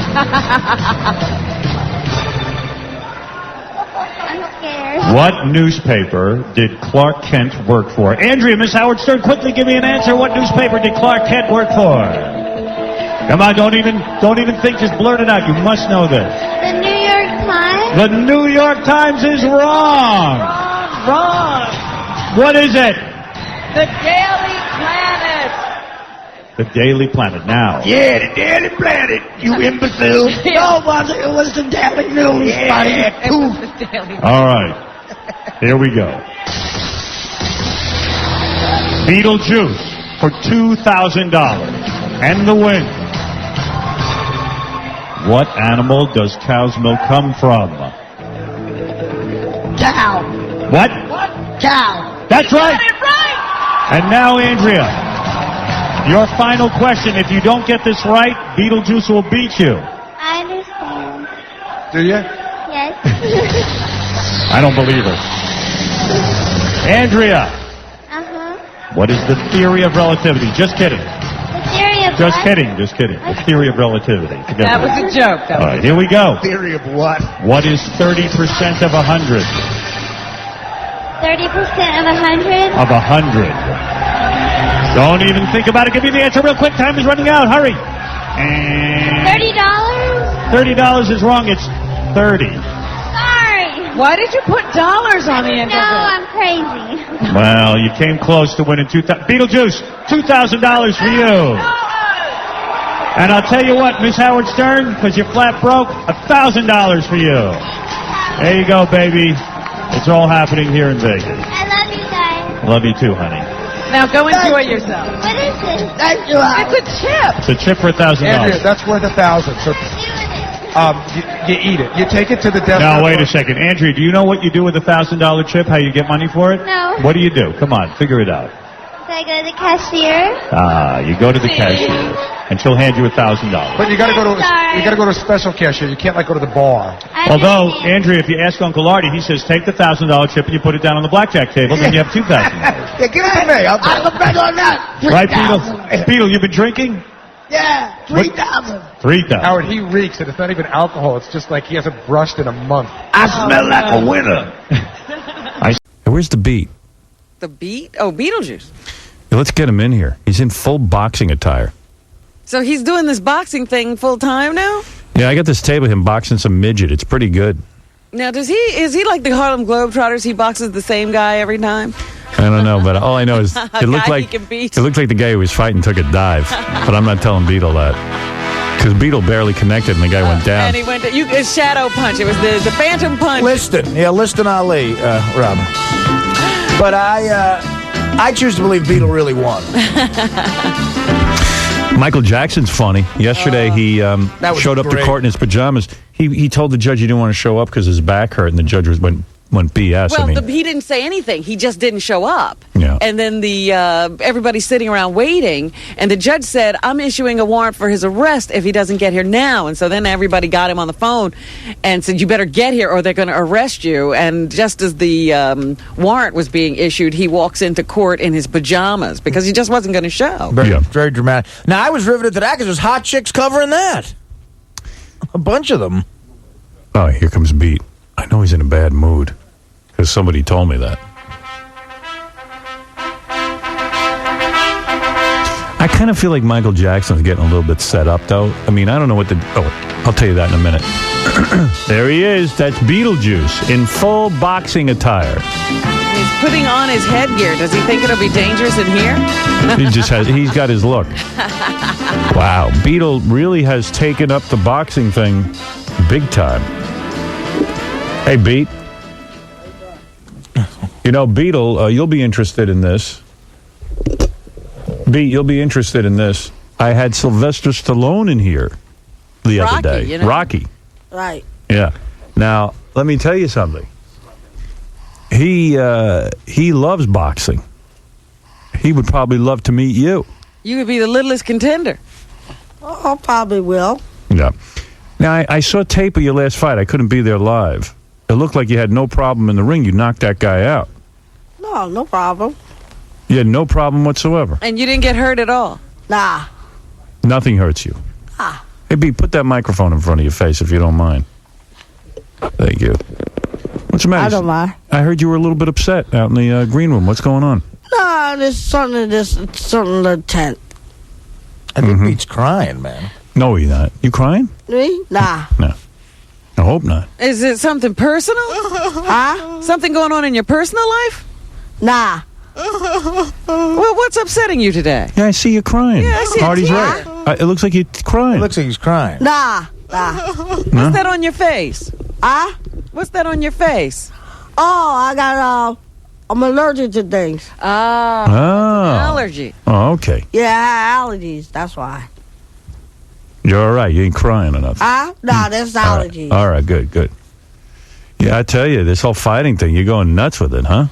Oh, sometimes. You ever get scared in the ring? Me? Nah. Never. This one guy was bigger than you, and you knocked him out. Yeah. Good for you. You going to be doing this a lot? Well, a couple of times. Okay. Do you fight the same guy all the time? Nah, this is all fake. It's all fake, okay. You know, I had that feeling because I saw when you knocked him out, you barely connected with him. Yeah, that's all fake. It's all fake. Thank you for clearing that up for us. I get it. I hear what you're saying. Well, that's smart. Who wants to get hurt, right? Oh, nobody don't get hurt. Right. No, I see. Yeah, why would you want to mess up your pretty face? Me? Nah, I never mess up with pretty face. No, I mean, you're a ladies' man. You don't want to mess your face up. Nah. Right. Sometimes I get it. Sometimes I get a hit. Sometimes. Right. Beetlejuice will put his undefeated boxing record on the line tonight at the Christina Pub in... Oh, don't worry about the tickets, so you got to give me tickets if y'all guys want to go see it. Oh, it's a ticketed fight. Maybe it's the Christiana Pub. Do you know how to say this? Christiana Pub? Yeah, it's Christiana. Yeah, it's all tickets. Christiana, Delaware, when he takes on a dwarf named Toad. You're going to fight Toad? Probably, yeah. You know Toad? Is that who's out there with you? No, it's a friend of mine. Oh, that's not Toad? Nah. Who's out there with you? That's the guy we just hired. Is he going to fight you? Well, I don't do that for fake.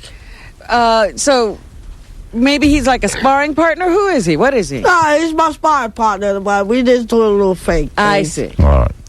CB tomorrow afternoon from 1 to 4 at Metro Honda in Jersey City, New... Oh, who is this guy now? Now, are you a midget as well? Yeah. You are? Yeah. Now, you're twice the size of Beetlejuice, and what are you here to say? I'm here to say I'm just going to beat his ass. You're the guy who's going to fight... Are you Toad? Fight him to I'm Toad, yeah. Oh, you're going to fight Beetlejuice tonight? Wow. I know he's calling a friend, but, they think I'm going to cooperate like he does in Hollywood, but I'm here to be serious, man. I beat people's asses for a living. Wow. Oh, so Beetle thinks you're just going to be pulling punches, but you're really going to hit him. This guy says he's going to beat your ass tonight. Well, it happens, but it ain't going to happen. Look at him, Beetle. He's twice your size. Beetle says it's a fake fight. I'm bigger, though. Beetle says it's a fake fight and that you're going to go down because they're telling you to go down. They may be telling him that so he's not so nervous, but like I said, I do this for a living. Right. That's how I make my money for my family. I beat people's asses for a living. Right. What he wants to think, that's fine, because that's going to make the fight even easier. Wait a minute, Toad. And the best thing for him to do would probably just be lay down when I get in there. Look at him. You can't hit Beetle. Down. How tall are you? I'm 4'5". And you're technically a dwarf? Yeah. And how much do you weigh? 215. 215 at 4'5". If he hits Beetle, Beetle will be in another state at the end of the fight. Yeah, right. Beetle, what do you weigh? Me? Yeah. I weigh 130. 130. That's why I said it's just best if he just lays down, man, when I get in the ring with him. This guy's saying you better lay down tonight. Oh, or he's knock- going to be laying down. He says he's going to knock. He's going to be laying down. He's saying he's going to knock your block off. Yeah? Yeah. But, hey, I still up. Wait a minute, Beetle. You've never fought this guy before. Oh, we fought a couple times. Did you ever fight him? Nah. Never. Nah, maybe in his own little dream world, but he's going to be dreamland tonight after I get done. Oh, not Dreamland yet. You're going to be in the Dreamland. So this is a real fight tonight. That's a real fight. Like I said, that's what I get paid to do. How many rounds are you going to go? I believe it's like three or 4 rounds. 3 or 4 rounds. How long are your rounds? Like 2 or 3 minutes. 2 or 3 minutes. Yeah. That's a long time. Yeah. Yeah, what he don't realize is, I've been conditioning for this because I got a martial arts background, too. He's lucky he didn't kickboxing match. Wow. That ain't got nothing to do with that. Do you do any kickboxing? I don't do none of that. None of that. What do you do? Do you train at all, Beetle? Me? I can train all day long, honey. But you smoke and you drink? Well, I don't smoke anymore, but I drink a lot. Yeah. See, you can show talk me about how you kick. Let me see you do You want some kick? Let me What see. kind of kick you want? Show me a front kick. Okay. Oh, wow. Let me see side kick. Side kick? Yeah, let me see it. Wow. Oh, this guy ain't kidding around. How about a back kick? Let me see roundhouse. Oh, my God. Look at this guy. This guy's in some shit. Let me see roundhouse. Roundhouse? Yeah. That was a roundhouse I did. Oh, is that what that was? You want like a sweep? Give me a sweep. Ooh. Whoa. So I said, man, I do this for a living. He's used to the Hollywood, the scripts and everything. I don't go by scripts. I go by what I get paid to do. Right. I get paid to hurt people. Don't hurt Beetle. You could kick a full-size guy's ass. Oh, yeah. I've done it before. Wow. I ain't gonna mess with this guy. Don't Beetle. hurt the beat.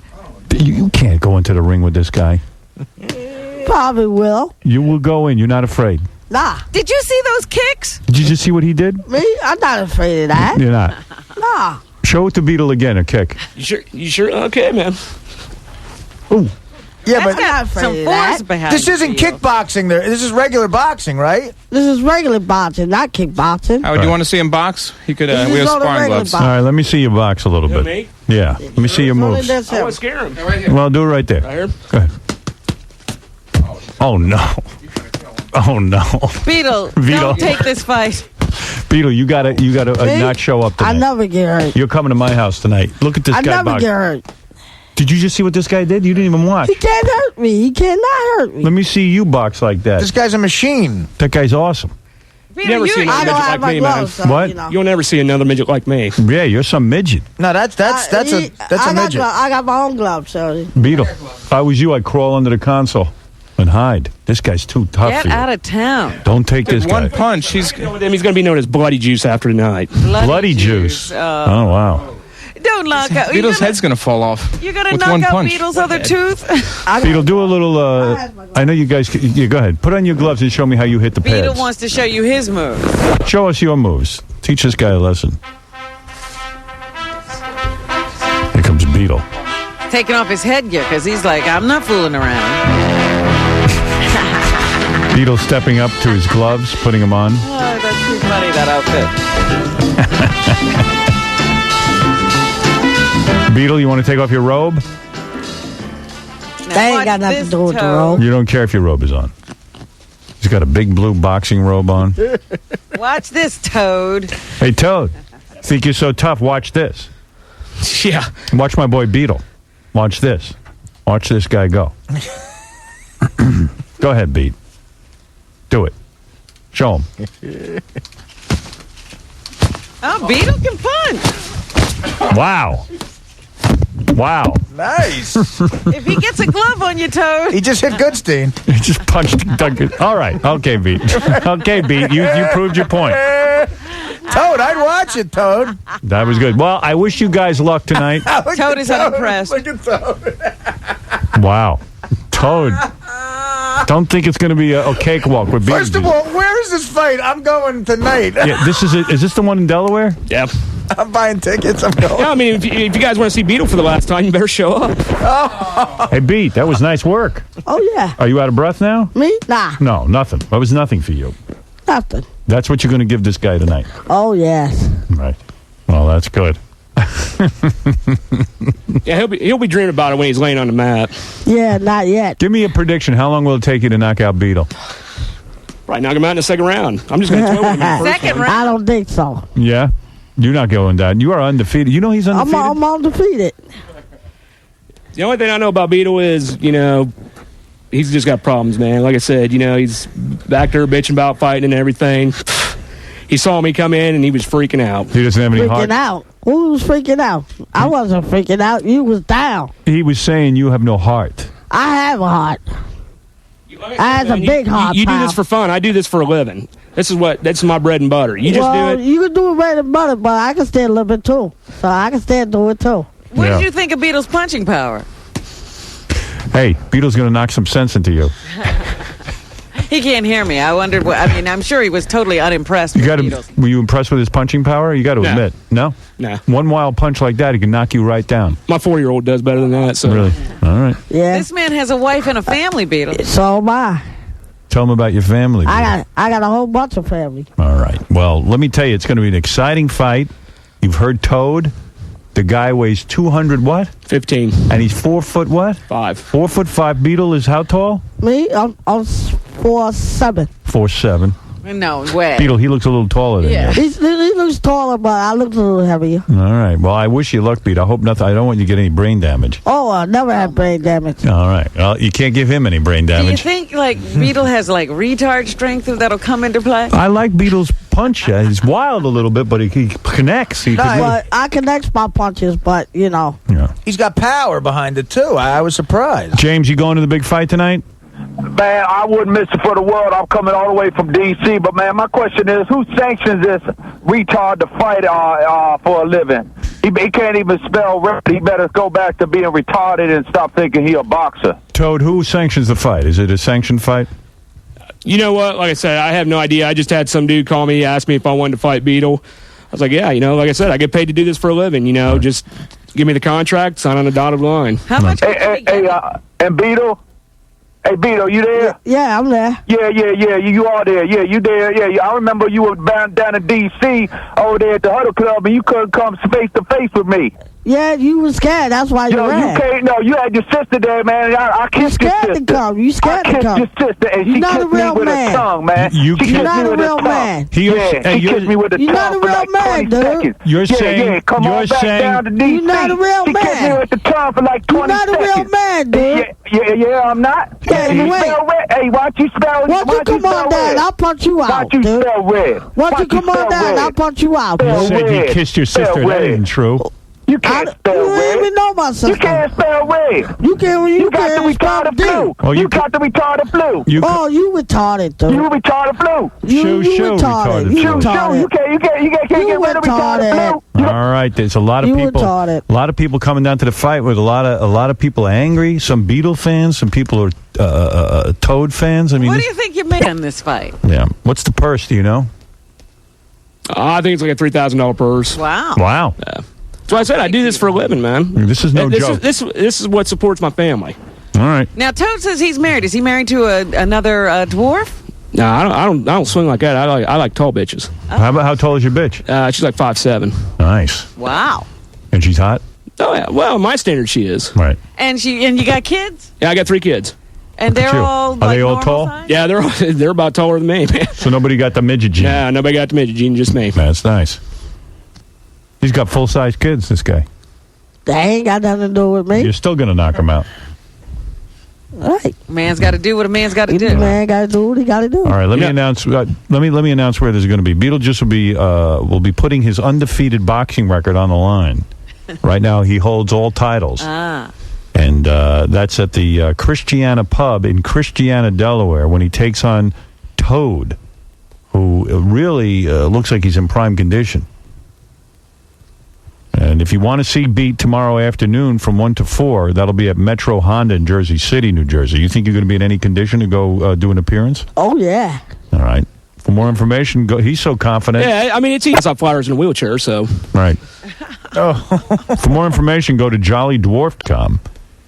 And Beat would like to thank Tony at Halloween Adventure in New York and Doc at Strangeland.com. Now, Toad, you have no mercy. You see Beetle, you're just going to kill him when you go in there. I'm just going to, like I said, that's what I get paid to do. I mean, nothing against the dude, but you know what? That's what puts bread on the table for my family.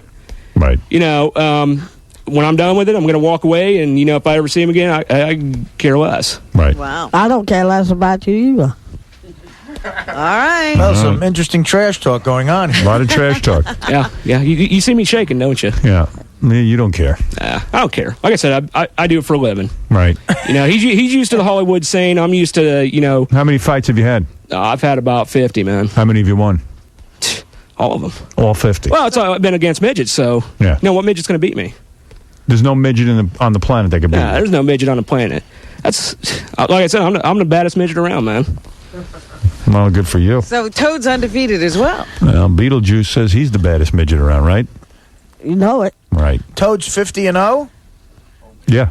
Well, I mean that's all. I mean that's not only boxing. I mean that's you know, mixed style fights and everything. So right.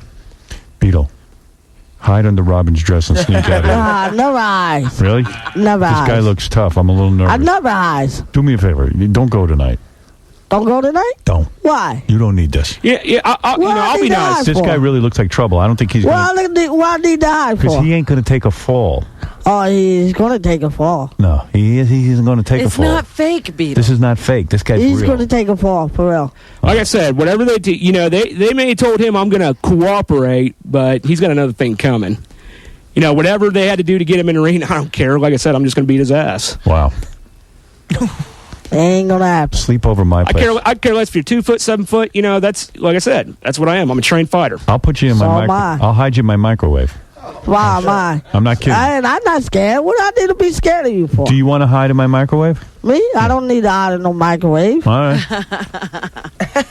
Hey, you know, do me a favor. Will you do me a favor? I don't know anything about these fights. I don't know if they're real or fixed or what. But don't hurt the beat. I mean, you know, you can knock him out. Well, here, I'll be nice. I'll pay his medical bills afterwards. Oh. How about that? I just love the little guy here, and I don't want to see him hurt. Well, if he hurt me, I'm going to hurt him. Okay. You're not afraid? Nah. Wow. I'm hoping that someone's going to take this fight. And Is somebody ready with a towel to throw it in when Beetle's getting I hope beat up? so. Hey, Howard, can we see Benji wrestle Toad? I would love to see that. Benji would get his ass kicked. This guy's a real deal. Yeah, I saw a picture of Benji, and that kind of freaked me out, man. So I don't know if I want to. He's calling you out, Benji. I mean, nothing against him, man. I mean, that's cool and everything, but then when I saw the naked pic of you, dude. Beetle, who set up this fight? Sean? I don't know. You ask him. I mean, who's booking you into these things? I think you're way out of your league on this. I'm being serious. You got to ask Sean about that. All right. I think this is a mistake. Tim, hi. Hey, how you guys doing? You're the fight promoter? Yeah, I'm actually the promoter, Tim Collins. How are you? Hi. No. What kind of fight is this? It looks like a total mismatch, if you want my opinion. Nah, it's going to be great, man. You know, Toad's going to go in there, and, you know, Beetle's going to go in there. The Beetle's going to beat the piss out of him, that's all. Yeah? Really? Damn right. Because you fixed it? No, this is not fixed at all. I'm not playing the games. I don't play that fixed crap. All right. I'm not Tyler Smallwood or Damon Feldman, you know, the fixer-uppers. You know what I'm saying? Well, whatever you're saying. I get so garbled, I don't know what you're saying. All right, listen, you guys. Good luck tonight. I think this is a big mistake. I don't like it. I don't like it at all. And, if you're a fan to see people get messed up, man, Beetle's it's my gonna be a good man. fight. Beetle. You're my man. You're my man. I wish you luck, but I wish you wouldn't go. Andy, go ahead. Hey, what's up, Hal? What's going on, buddy? Hey. I don't want Beetle to fight, dude. He's a good guy. He's a great part of the show. I think he's going to get a beating. Yeah, beat. Hey, I also want to say thank you, Howard. I'm the guy on Monday, the truck driver. I played the game. I want to say thank you for everything. Yeah, you see, there are people who don't want you to fight, and I'm one of them. I tell you what, I'm going to give him one more chance. You know, if he wants to back out. Oh, you I ain't gotta back out. I'm not You guys backing got out. 2 chairs. See, I think he I'm not thinks it's backing fixed. out. Yeah, you guys got 2 chairs. I'm gonna show him one more thing. I'm going to show him. All right. I'm not backing out. You got 2 chairs. What are you going to do? Split off the chairs? Exactly. Oh, no. Oh, wait a minute. I got to see this. I've seen this done. This is a rare move. This is usually karate champions do this. That's why I'm here. I'm a Right. champ. Are you a black belt? Yeah. Yeah. Taekwondo. Taekwondo. Yep. Wow. Beetle. Somebody getting him chairs? Huh? Nothing, Pete. Beetle, listen to me. We're getting Toad some chairs, Beetle. Yeah, if you got milk crates, man, I can do it off anything that's off the floor. So, Beetle, listen to me. What? You got to get out of this. Beetle gives up. I don't give up. You know? This is crazy. Gives up. Come on, Beetle. Go with Howard. Somehow you'll be missing tonight. Beetle, look at this guy. They got 2 milk crates. one more time. We're giving you a chance to back out, dude. Watch this. I'm never backing out. Look what this guy's doing. You understand? Come on, man. Look at Not this. backing out. You really want to go up against me? I'm not backing out. What I need to back out for? Beetle, did you see what this guy did? What I need to back out for? Yeah, he's scared.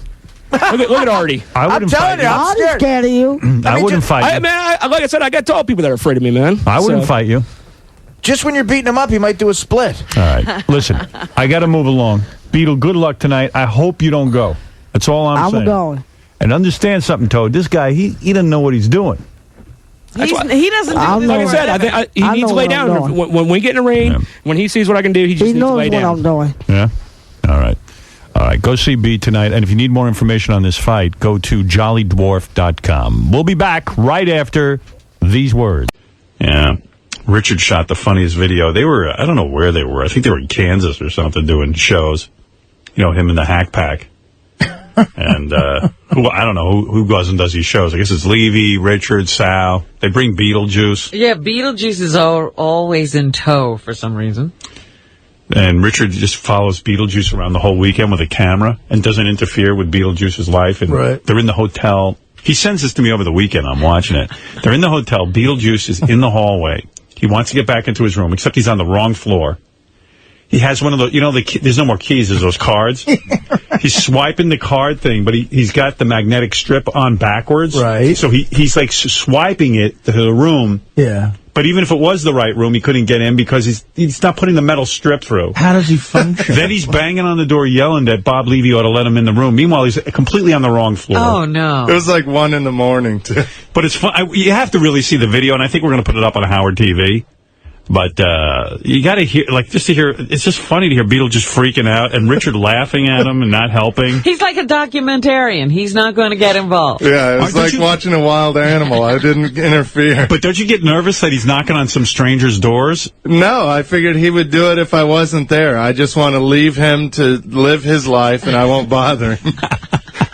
Does he notice a man with a camera behind him? It doesn't bother him, I guess. Yeah. And when he's swiping the thing, you know, he's retarded. But so when he's swiping the thing and he's not using the metal strip, you would want to tell him, look, dude, you got to put... No, because I knew it wouldn't help because it was the wrong room anyway. And finally, after a while, because they people open the door? No, they called security. So we finally, you could hear him in there freaking out, wondering what to do. Do you think they looked through the keyhole? Yeah, I imagine the horror of looking through the keyhole. And you see Beetlejuice? He's like, how can you see Beetlejuice through the keyhole? He doesn't come up that high. Well, when he steps back, I guess. The guy's probably saying to his wife, you know how, when you look through the keyhole, it's distorted, the image? The image is so distorted, it makes this guy look like he's got a funny-shaped head. You got to come look at this. It shrinks him. Or maybe Beetlejuice looks normal in that. Beetlejuice doesn't come up to the keyhole. He sees nothing. And now he has, no teeth, so it's even scarier. Maybe with the distorted thing, he looks like Denzel Washington. But and Richard's just staring there laughing. Motherfucker. What happened? They took my room, yo. I don't know who the fuck you think you are. He's yelling at some guy in a room, a guy and his wife. I don't know who the fuck you think you are. Yeah, he thinks it's Bob Levy, right? He thinks Bob Levy's in his room messing with him, yeah. Clearly you're not at a Ritz-Carlton either. No. Nobody gonna take me out of my room, dude. I'm serious. Don't start to get fucking pissed, dude. Took me out of my room. Who the fuck are this guy think he is? Open this fucking door, dude. I know you trying to go. I don't know who the fuck you are trying to take me out of my room. I know who the fuck you think you are. My room's right here, dude. Right next to Bob Levy. My room's right here. Don't try to say, I know you in there. You fucking with me? I'm dead serious, dude.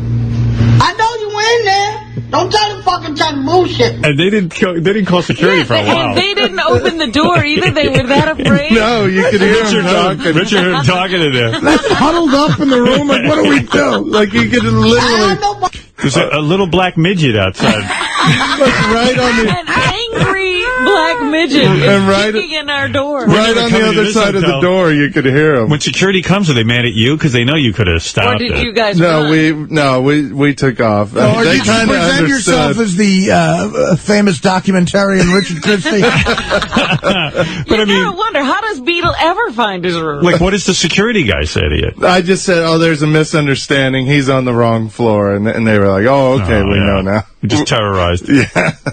And even when he got to his real room, his card was still backwards. And finally, I helped him, and he got into his real room. Operator, there's a man with a head the size of an olive outside my door attacking me. See, but you're not being true to your art. Like, what he would have not been able to get in, so you had to stay with him. On the floor in front of his room. No, he kept threatening to get on a bus and leave. He wanted to leave, so let it happen. Let it happen. That would be a real documentary. Get on the bus with him. I believe he's in there. I know he's in there. I'm not fucking stupid. I hear voices. Yeah, I heard you in there talking about leaving to kick me out. I heard you. I know you were in there. Don't try to kick me out of the room. Oh, now you're in my room trying to kick me out? Oh, that's the way it is? That's how he is? You want to go to the front desk? No, I'm gonna fucking leave right now. I'm leaving right now. I'm taking the fucking bus home. Let me try to keep. I'm taking the bus home. Where were you? Woonsocket, Rhode Island. So the bus could have taken Then him. they go down to the pool and they put Beetlejuice in the pool, with a big American flag bathing suit. I went to Target with him to buy his bathing suit. That was an experience. He's got a big beach ball and he's jumping in that pool. The horrified look on his people's faces. His body is it gets funnier and funnier looking because his gut is so huge He's now. heavy now. Yeah. Yeah. He's let himself go. Do you put floaties on him? He can't swim. We gave him a beach ball to hold on to. Yeah, he jumps in the pool with a beach ball, but he doesn't let go of it. And the water's 4 foot deep, and he still can't touch. And Yucko said it looked like a black lab swimming around in the pool. No. Oh, my goodness. So Yucko's with you, too? Yeah. My God. Who was there? You, Levy, Yucko? Shuley. Yeah, I saw Shuley in the pool. Mm-hmm. Yeah. Looks like a concentration camp victim going his way to a bath. Shuley looks like those Jewish guys that they liberated from the concentration camp. He looks like he was just found. Yeah, like, oh my God, thank you, officers. I was 1 day away from being shoved in the oven. Shuley's list. Shuley's list. Yeah, Shuley looks like he's being bulldozed into a mass grave. Dude, I'm not dead yet. No one gives a shit. This one's alive over here. Good. This Jew's alive. Betty's a Jew. Shalom, don't bury me. All right, Richard, thank you. Thank you. All right, I got to take a break. We'll be back right after these words. What is your routine? What do you do with Beetlejuice? Okay, well, when you do Beetlejuice, he rides on my back. All right, Beetlejuice, you going to ride his back? Right on his back and party down, baby. Beetlejuice, take the headphones off. Party down, baby. Wait a minute, does he get down on all fours and Beetlejuice rides him to Yes. the party? We're going to now see a demonstration of that. He rides on my back, and he high-fives people when he... When you high-five, you make money, baby. You're going to be doing this at Staten Island? Tonight. Right. 165 Van All right, quickly show it to us. Quit plugging and get down there. I got his headphones. All right, thank you, Gary. Go ahead. Now I know what it's like to be a nursery school See teacher. you later on, sweetheart. I'll talk to you later when you come out. And Beetlejuice, I want to talk to you private. Beetle. You're going to talk to Robin? You're going to talk to Robin private? Beetle, don't. All right. That's something to get to you when you come out, too. Beetlejuice, don't strangle me. Gary, Beetlejuice, get on high-pitch Eric. Where'd he go? He left the room. Here he goes. Let me see what you guys do. Hey, watch his head. All right, that's enough. Get him down. I don't want. We'll be back. Beetlejuice is on high-pitch Eric's back. Now, you know they've got your face drawn on high-pitch Eric. He's strangling me. I'm not strangling you. Okay, so this is what we do at appearances every time. All right, we'll all get down there. By the way, I want to thank Priceline.com for flying in Gary the Retard. Gary, did you have a good flight? Yes, we got here about 9:30 last night. Good. Yes. I was up at 4 o'clock this morning. I was here by 5:30. Good. Wow. And Priceline.com is the greatest. They provide airline tickets, hotel rooms, rental cars, and more. We love Priceline.com. High Pitch Eric, hold your head up high. You're doing great work. He loves it, baby. He loves it. What is it, High Can I say Pitch? a few things? Yeah. I just want to plug my site. I have my new T-shirts. Yeah. It's hperic.com, E-R-I-C. HPL. I got my new T-shirt on sale on my website. Okay. I got it on my right side. Where PCO? I just want to... Beetlejuice, come on, stop smacking me. Also, stop it. Stop it. Beetle, come on. Stop it. Howard, yeah, I can look at a little bitch now. Beetlejuice, hey, Beetlejuice, is that your bitch? He's a little bitch. He's scared. Yeah, you're my little bitch too. No, you're my bitch. Hey, you don't talk like that. He's scared, girl. How come you wait from him last year? At least I have more bitches yeah, than you. He's scared. Every time I'm on the stage, you. I love my two ladies, Diane and Nikki. If she was there right now, if she would open her legs right now, you'd be scared right now? Feel like I have sex with your wife tonight. Nah, my wife ain't gonna near you. Hey, Beetlejuice. Right now. All right, okay. Oh, curse you. No. What I want to curse at you for? I would have killed you by now. I'll kill you tonight. Nah, I would have been on. I would have put you on the ground already. Dude. You would have been dead already. Hey, Beetlejuice, feel him up. Put you down on like 6 feet down, dude. Feel up his boobs. No, if I feel your boots, if I would have seen your boots, you would have been down on the All right, ground listen, already. we got to. Hey, you want to feel me up? I can fill you up, but you would have been down already. If you fill me up, you're a faggot. If I'm a faggot, not in here. You wouldn't talk to me like that because you would be scared. I ain't scared of Negroes like you. You weren't scared of me? You wouldn't be scared of me? I ain't scared of you. You ain't scared of me? Put him down. Put him down. Put him down. I'm more angry. You people are scared of me. You so fat, I can put you on the ground in 2 minutes. Let's see that. You need to lose some weight. All right, I got to go. We'll be back. Shut up. Hey. Oh, okay. You Steve Urkel, mother heifer. Hey, I'm Steve Urkel, yeah. All right, High Pitch, leave him alone. Baby. Steve Urkel made more than that. He makes more than you, that's for sure. Yeah, Steve Urkel made more than that. Even Gary Coleman makes more than you. Steve Urkel get up for a long while, brother. I'm in better shape than you are. Oh, Steve Urkel lost his pants. All right. High Pitch. He got inside his pants, but it's more better. Can you talk like Steve Urkel? I can. Oh, hey, High Pitch, please. Did I do that? Oh, God, do that. Did I do that, you little twerp? God, do that. All right, listen. What happened? Listen, you guys have a good appearance tonight. You want to come? Shake hands. No, shake hands and make up. Shake hands and make up. Okay. Can I do that? Come on. All right, easy. Okay. All right, the party's over. Say I'm too sloppy. I'll just slap it on the ground. I'm going to have your wife tonight. Can't wait. Oh, you can't wait? That's too bad. I love black chicks. Oh, don't worry about that. I'll take care of the rest of that in an hour. Oh, yeah? Yeah, I'll put it on the phone. Okay. I'm going to be your wife in 2 seconds tonight. Oh, I got 2 seconds in the... All right. He's getting angry. All right, everybody with the F word. Listen. I don't curse, dude. All right, don't curse. I'm starting to cry over here. All right. All right, we're going to be back right after these words. I'm going to calm everyone down. A great appearance. Gary the Retard, congratulations on your win. And we'll be back right after these words. Hank and Beetlejuice. Evidently, they met out in the hall for the first time and were fighting. Oh, you're kidding. They never met before? Never met before. The birthday party? I don't know. They never had an interaction before. Wow, and they were fighting? Yeah. There's a whole, hear about that. there's a thing going on between those two. Some guy's coming down here to suck Hank's toes in order to get his wife breast implants.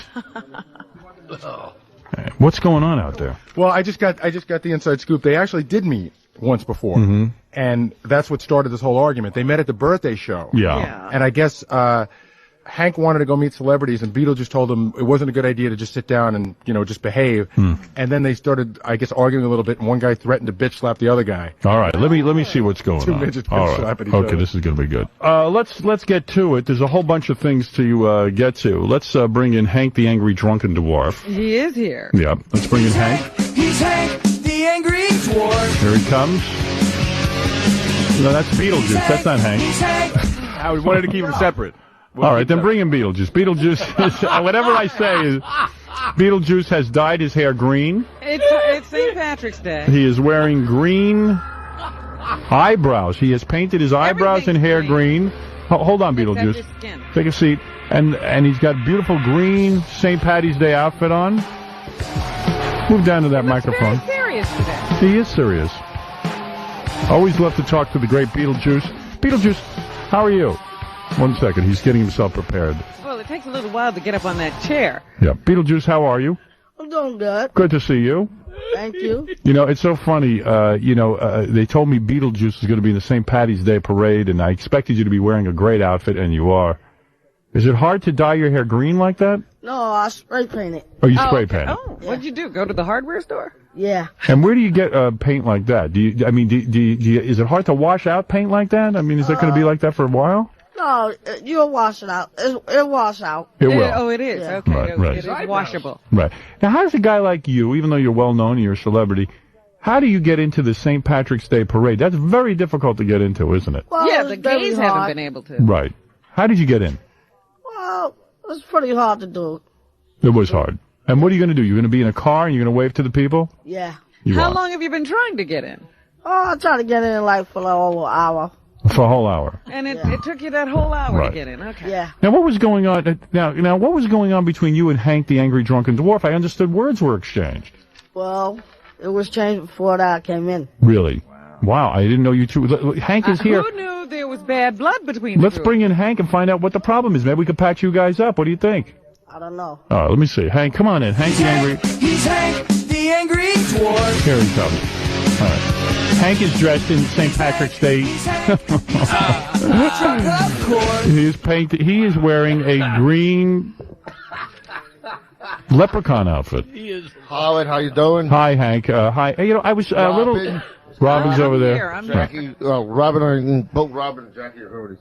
All right, sit down. Have you been drinking? Oh, of course. What are you drinking? Help him up. Help him up onto the Pick couch. him up. It's funny to watch Gary coordinate Hank. And now he's trying to get the headphones over that hat. Yeah. No, I think the hat screws the. The reason, take your hat off. The reason that I asked Gary and KC here. Put my headphones on, Trace. Hank, look at me. He's such a star. I am. All right. The reason I have Casey and Gary here is I understand that you and Beetlejuice are enemies now? What happened?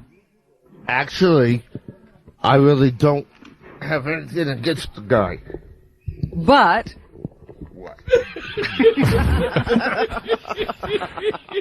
He's barely conscious.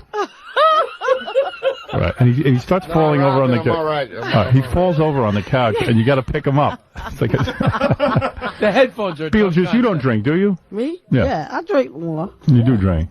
I drink more than him. I doubt that. What do you drink? I drink more than him. Water and hemp? more than. Oh, more than him. You drink more than Hank. Yeah. What do you drink? Because Hank gets up in the morning Well, first milk thing. doesn't count. Milk? I get up like 3 o'clock in the morning and afternoon. Me, I drink a whole case. A whole case of beer? Yeah. Right. But I Hank, doubt that. you do doubt it. I doubt it. Why do you say you doubt it? I doubt if he even drinks one beer a day. Yeah, a day. I drink like 400 more. How many you could drink? I don't know. I don't keep track. Well, you don't? No. What do you do? Make a record of how many beers you had today? Me? I can have like Yeah. 4. I can have like 4 cases in one time. How many you can have? Have you been drinking today, Beetlejuice? Me? Nah. I drink mine at 4 o'clock in the morning. Ah. Wow. You're a liar. If I'm a liar, how come I can drink more than you right now? How do you know that? In fact, Hank's got his booze with him. Right now. Hank, That's Howard. what is he drinking? If you could smell that bottle, you would get high. Really? What is in that, Hank? It's almost pure vodka. Vodka. What kind of vodka? You ever have Grey Goose vodka? I've had all kinds of vodka. All right. I got Gordon's vodka. He doesn't care what. He doesn't care. Yeah, what I it is. mean, that's the thing about booze. It doesn't have to be good. Howard, I'm getting a crossbreed of both these smells. It's Really? so bad, man. Beetlejuice, though, you don't drink like him. I mean, this guy carries a baby bottle with him full of booze. Me? Yeah. I don't carry bottles. You don't carry a bottle? Well, that's because you're not strong enough to carry one. Me? I drink my vodka straight, buddy. Straight up. Right. Yeah. Without a twist. All right, listen. Howard, I don't know if I told you, one night I was out with Beetlejuice, and a guy that was like 6 feet tall gave him some lips, and Beetlejuice was right on him. He's going, Yeah, come he on now. doesn't back down. Throw it down right now. He goes, I'll kick your ass. And Really, Beetlejuice? He's not afraid. You don't care if a guy's big. I don't care how big he is. Me, I weigh like about 48 pounds. What could he do to me? Can't do nothing to me. Right. You can bite people on the balls. Nah, I'll fight him straight up like And a he'd man. probably like it. Have you ever been in a fight, Beetlejuice? Me? Plenty times. And you won? Yeah, I knocked the guy out before. Because how tall are you, Beetlejuice? Me? Yeah. I'm 6'7", No, 480 pounds. No, you're, you fight like a guy who's 6'7", 480 pounds, but you were, what, about 3 feet tall? Yeah. Yeah. No, you're not. How tall are you, Hank? 4'1". 4'1", and Beetlejuice is smaller than you or tall? No, he's about the same height as me. Nah, I'm 4'6", bro.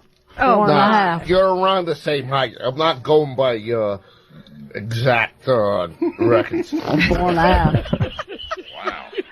Beetlejuice, I'm sometimes... talking about your IQ. Hey, Beetlejuice, sometimes I wonder, do you know my name? Howard Stern. Yeah, okay. I don't know. Sometimes I don't know, because I know you went up to Stuttering John in the hall and you thought he was me. Really? Yes, yeah. Nah, Who's I that? wouldn't dig of that. Right. Do you know anyone? That's why I said that's what his IQ is. Oh. Why is he mad at you, Beetlejuice? I don't know. Right. I don't know what's wrong with his attitude. What is your problem, Hank, with Beetlejuice? Are you jealous that Beetlejuice is such a big star? No, and I don't think he is.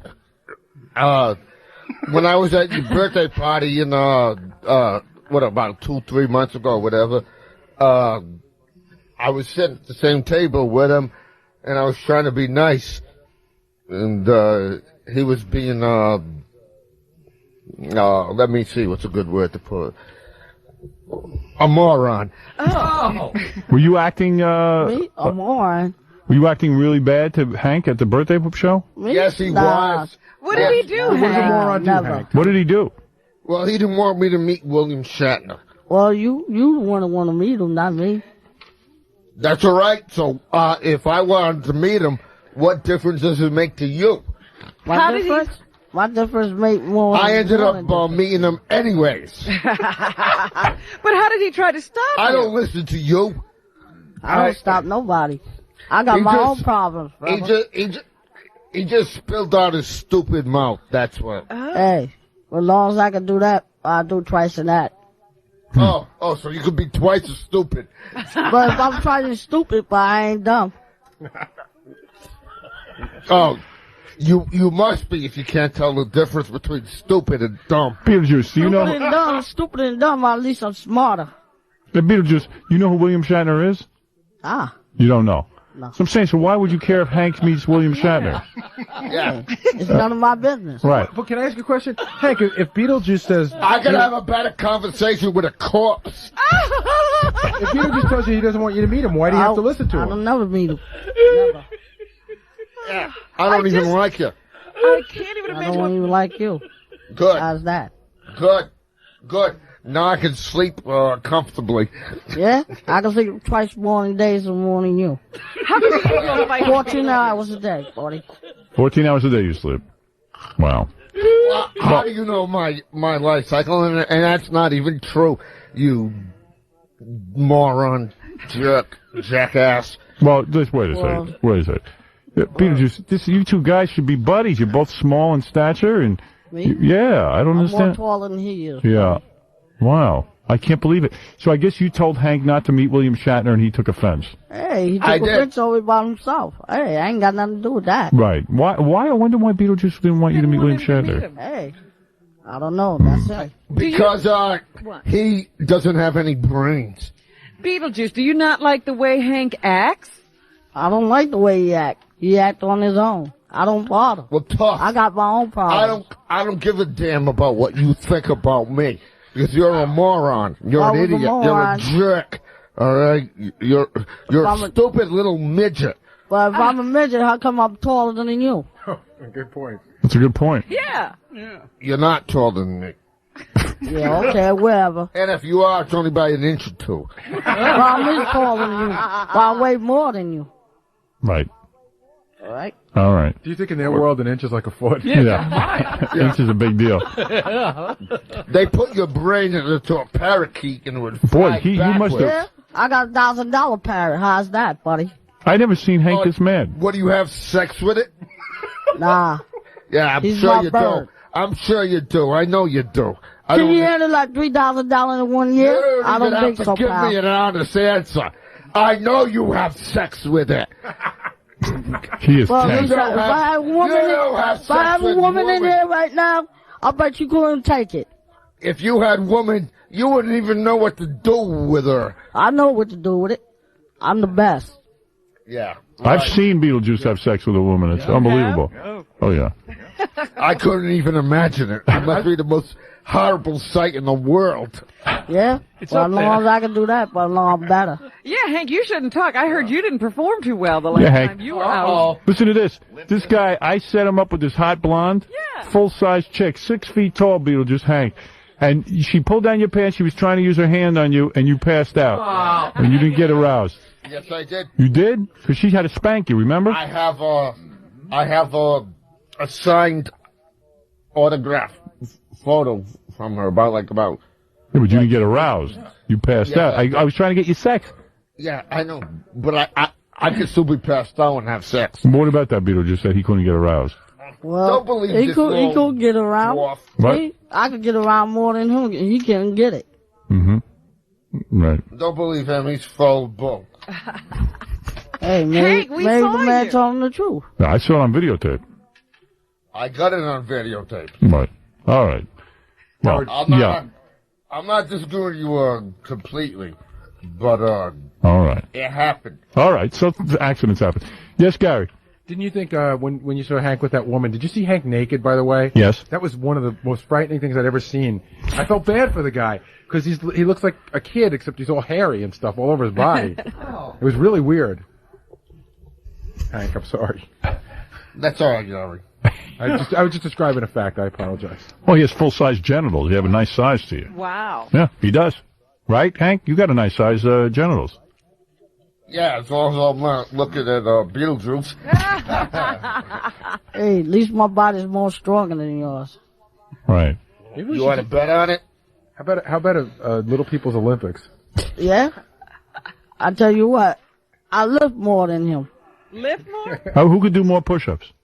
Well, I can't I don't do do any. push-ups. No, You can't do 'em? I'll admit that. I can't do them either. Must be a thing with dwarves. What's your best sport, Hank? What are you good at? When you Drinking. Yeah. Bending that elbow. Maybe they should arm wrestle.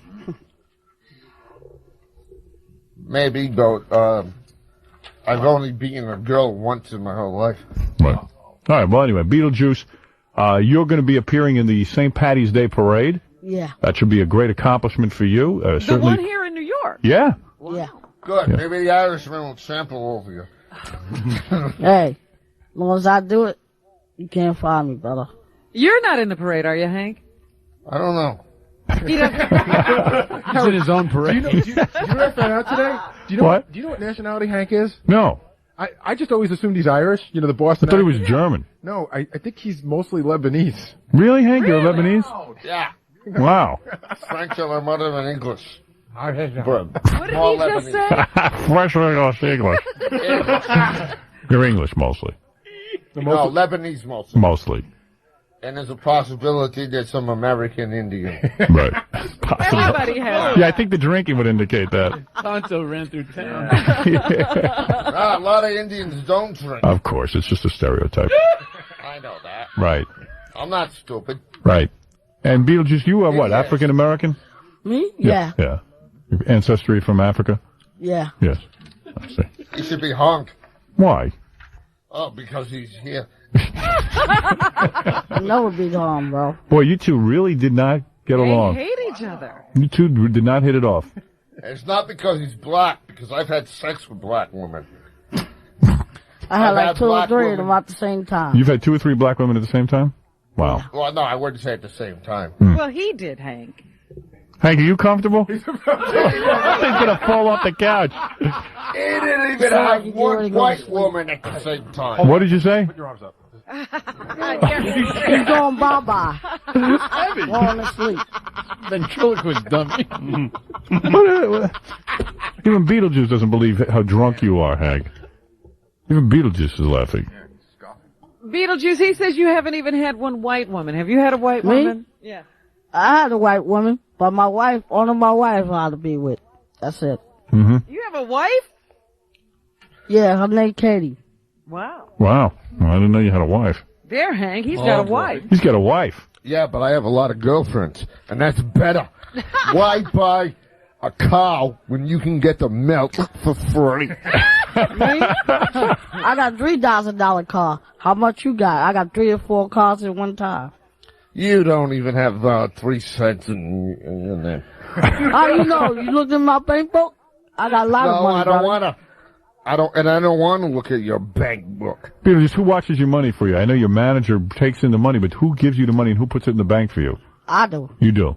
You take care of your own money. You sign your own checks. You sign your own checks and stuff? Yeah. Yeah, how much money you got? Daddy has sex with Huh? But how much money do you have? What are you worth? I'm worth like over $3,000. $3,000? Really? I didn't realize that. Petty cash. No, that's real money there, Wait, buddy. Hank, aren't you the guy who waits for his check every month so you can buy the liquor? I buy the liquor every day. Mr. Burns. Okay. All right. Listen, now we have some exciting stuff that's going to go on here. Really? There's a man who wants to suck Hank's feet. Well, he's not gonna. Why not? He wants to win breast I don't implants. like any homosexual sex. That's not homosexual. Easy, Hank. Hey, easy with the S word. Don't get out of All line. right, I don't like any homosexual stuff. You don't like homosexual. What's homosexual about having your toes sucked? Yeah, that ain't gay. If it was a girl, yeah. What, are you afraid you'll get aroused for the guy and they will know? Is that it? You're afraid you get excited? Come out of the closet, Hank. Can't control. Beetlejuice, you think he'll get excited if a man sucks his feet? Don't listen I don't to know him. about He's a that. If moron. he is, that's his problem. Wow. I don't care what he thinks. I don't even like him. All right. Boy, you don't like Beetlejuice. I was hoping you guys could make up and be friends. No. You're not going to hang out, huh? I don't think so. All right. Forget the foot sucking. Come on, I can make it happen. Oh. Forget the foot sucking. make it happen. No. Forget the Maybe foot he sucking. sees the guy There's who something wants- more exciting going on. What? British television has heard about Hank, Really? and they want to interview him. Yeah, and they don't want to interview this little Well, stupid little midget. Gary, you sit over there. Yeah. I'm already invisible. Right. Yeah. Invisible. Are you invisible, Beetlejuice? Yeah, always. Always. All right. Hank, evidently British television. How did they hear about him? And they said, could we British interview tabloids. Hank? And I said, I got to hear this interview. This is serious. It's British television. I haven't even been done yet, though. Well, get onto that microphone. Why does British television want to interview you? Do you know? I mean, what have they heard about you? That I've been on your show. Right. Now, the interview evidently is handicapped as well. He only has flipper hands. Really? Yes, but he's a legitimate reporter on British television. Right. And here he comes in. Let's bring him in. Here comes look, this guy's got some kind of flipper hands. Wow. Look at that. And you are a legitimate reporter. That's right, I'm the host of a show in Britain. Yeah, and it's a legitimate television show. And why interview Hank the Angry Drunken Dwarf? Because shows in Britain are a bit too PC and too safe. So we've made, do the people in England know Hank? no, not yet. They but don't. Sure will after our program. Right, and your program is what, like the 60 Minutes of England kind of thing? No, No, not at all. not at all. It's called Freak Out. Freak Out. And it's about freaks? No, it's a play on that word. Yeah, sure, but it's not. It's about people like Hank, people in LA, people like me. Right. People are doing interesting things. What's the gist of, what are you going to ask Hank? Well, all sorts of things. Well, let's see. I'd like to hear some of the interview. Oh, you would? Yeah, I will listen to it. I like to see Hank legitimately interviewed. I can give you about 5 minutes or so to interview Hank. I can't give you a long interview. What is it, Casey? Would you like me to move him to right next to Yeah, let him sit down there with his, yeah. Now all you have is like hands attached to like stumps. What is that? Your shoulder? Well, sit down so I can get you on microphone. Small arms. You got interesting arms, I got to tell you. Rob, would you have sex with a guy who has no arms, just feet, just hands? I liked him. You did. You just don't like this guy. Now you don't. Do you have? What do you have? Your hands are attached to your shoulders. Is that it? No, I got arms. You do have arms. Yeah. All right, let me see. But they're just short arms. They are. They're Yeah. kind of like the elbows here. Right. And so this is my forearm. Right. And then this is my wrist. You know the knobbly bit on your wrist? Yeah, because you're normal everywhere else, right? You have a regular size everywhere else. Well, apart from down there, obviously. Yeah, your penis is a normal size? No, it's quite big. It's quite big. So you have it, but your feet are okay and your legs are not deformed. It is just your arms. That's right. Right, all right. So without further ado, what is the name of your show again? Freak Show? Freak Out. Freak Out. And this is a show in England. And you are about to interview Hank, the angry drunken dwarf. Yeah. All right, we'd all like to hear Does this. the show come on? It's going to be about 10:30. 10:30 at night, prime time. Yeah, but that's London time. Yeah, well, it's the difference. It's 10:30 in London. That's what I wanted to know, Yeah. Hank. Yeah, I know, but I know from the time difference. It's Yeah, it'll be 5 hours ahead here in the United States, but England, they don't know that. Couldn't get it. Now, I see you having trouble interviewing already because Hank smells so bad, right? No, he's fine. He's fine. No, I saw you waving. I saw you waving your flipper hand in front of your normal nose. Yeah, and I'm hot. I'm hot. Right. I'm not used to the temperature. In No, is it hard to sit next to Hank with the smell of his horrible drunken breath? You can tell us. He's a lovely guy. I don't think his breath smells at all. Okay, well, go ahead. Let me leave the interviewing to you. I'm going to turn the Howard Stern Show over to Matt, who is the host of Freak Out. Okay, hi there, people. So, Hank, I've got a few questions for you. How you doing today? Well, I'm starting to drink a little bit, and I'm not feeling too bad. When did you start? As soon as I woke up. Okay. Do you want to tell them what we did last night in your hotel room? No, don't. No, don't. Okay, so when your day Does Hank smell that bad? I mean, Gary. Something just like like a bubble just came over my way that was really foul. Right. Are you? What is he doing? Hank, do you ever brush your teeth? Rarely. Rarely. So But I do. When do you start? Matt, I understand. What is it? You spent the night with Hank in a hotel room? We smoked a joint. Oh, you did. That's what we did. I believe that's what it was called. Oh, I see. So you've been No, actually we didn't following have him sex. around. We didn't have sex together. Take it easy. All right, easy. I'm neither of us are gay, I don't think. Beetlejuice, you getting upset during this, or are you bored? I could care less what he thinks. Right. I don't know nothing. All right. He wasn't in the hotel room, so he can't. Can I hit him with a couple of questions? Yeah, go ahead. Okay. Go ahead. So, what? Tell me one thing you would never do in public. Have sex with Beetlejuice. Okay. Yeah. Not here. I agree with Howard right there. I wouldn't have sex with him either. Okay. What? I wouldn't even have sex with him in public. Okay. Okay. When do you start drinking during the day? As soon as I wake up.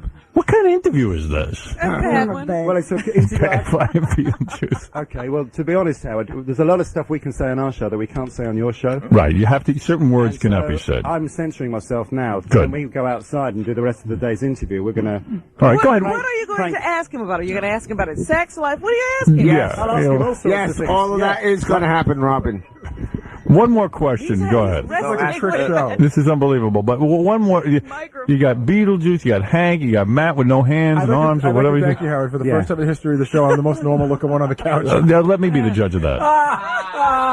We all said, let's stick Gary on the couch with these three guys, because that'll look funny. Okay, I got one more question for Hank, if I may. Okay.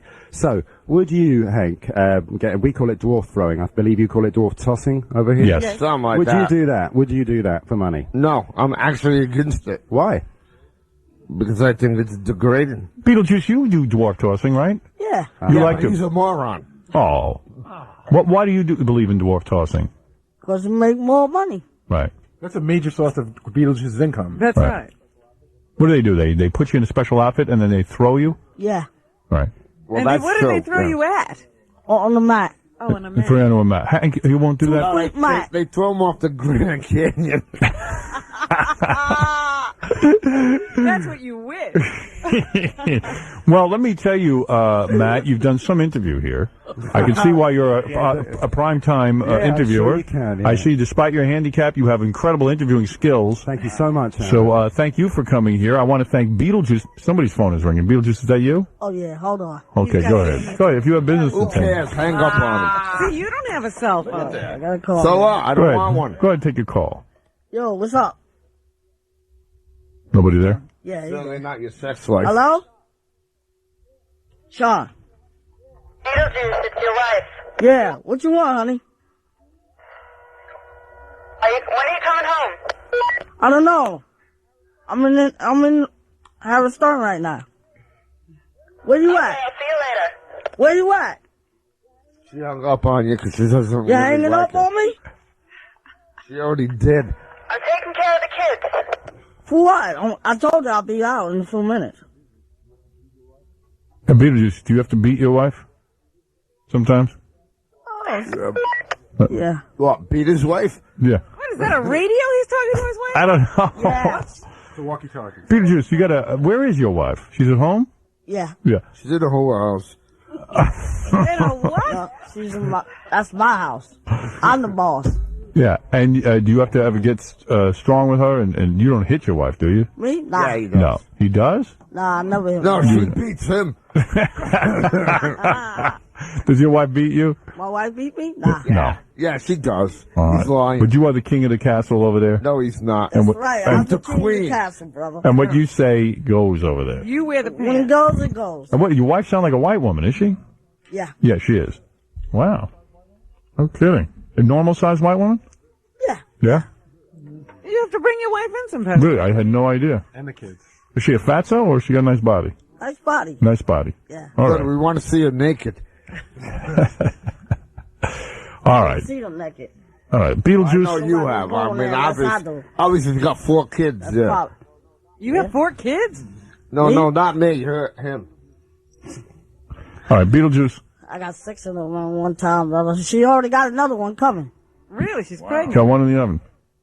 Good for you. Hey, Howard. You're going to be a great dad. Yeah, go ahead. Howard, the foot sucker is here. His name is Mike. All right, bring him in and let's see. Just meet him. Now, Hank, your toenails are 3 inches long, aren't they? You Really? never cut them, I don't never you? come. I just want to break off. You do. Wow. You never cut your toenails. Why is that? Don't you care if you take off your few shoes? You want to look attractive? Let me meet Well, this I guy. never really do it except when I'm taking a shower. Hi. What is your name, sir? My name is Mike. Mike. And Mike, you were married? Yeah. How old is your wife? She's 29. And she's flat-chested? Well, she's not flat-chested. They just sag, you know? Yeah. They're And you have kids? one. Yeah. She's here now. Yeah. And your wife is here? My wife and my kid. You are, yeah. And you want to win breast implants for your wife? Right. And you're willing to suck the disgusting feet of Hank the Angry Drunken Dwarf who hasn't ever clipped his toenails? You would suck his feet for your wife's breast implants? Hank, do you mind taking off your shoes so I can see your foot? Oh, come on. I gotta take off my socks. Yes. Gary, take off his shoe, will you? I'll do the shoe, but I Let want me see. I got to see these feet. Gary doesn't want to do this. Because it's, and maybe it sounds good on paper, sir, but to put your mouth and tongue his feet. Well, I want some money for it. Yeah? All right. Well, how long will I have to do it for? Let me see. Hank is taking off his shoes. Well, Gary's taking off Hank's shoe. Hank's got green socks. What's that little buckle around him? I don't know. Let me see his foot. No, it's because I'm dressed up as a leprechaun. Oh, I Can you see. pull your sock off, Hank? Really? Don't make No, me he'll do it. fall off the couch. You better just do Get it. down there. Yeah. Yeah, give me that. Give me those. Seriously. Give him a rubber glove. I'm not kidding around. Derek, you really? You're going to put on? You know what? It's already gross. You know he doesn't change his socks. Right. Well, those are new socks, I You think. can always Yeah. wash your hands. Of what? Fungus? Right. Once you get infected, it's very difficult to get rid of. No, these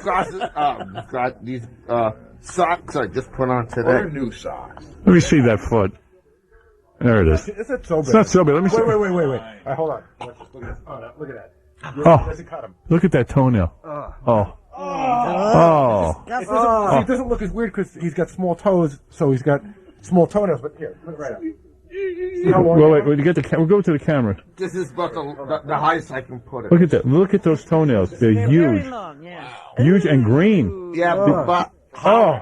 What is wrong with your toenails? Hank, did you paint them green for St. Patrick's Day? Yeah. they're not green. They're fungus. You would suck the feet of a dwarf's fungated feet? Are you crazy, sir? You would put those in your mouth? This guy doing this. What? I don't want this guy doing this. I'll pay you. I'll pay you. How much? I'll pay you. Get him on the mic. All right, talk to him over the phone. No, I want more than 20. I get. How much you get? You know, you get that check every month, or once a month. How much is that check? Which one? The one where you drink all your money. Was it like 600 and change? Put him in front of the microphone. Well, I know. Try. Like when you get a check from SSI every month, around how much is that for? Like 600 and change? Well, 440. All right, I'll tell you what. I'll double that. I'll give you 800.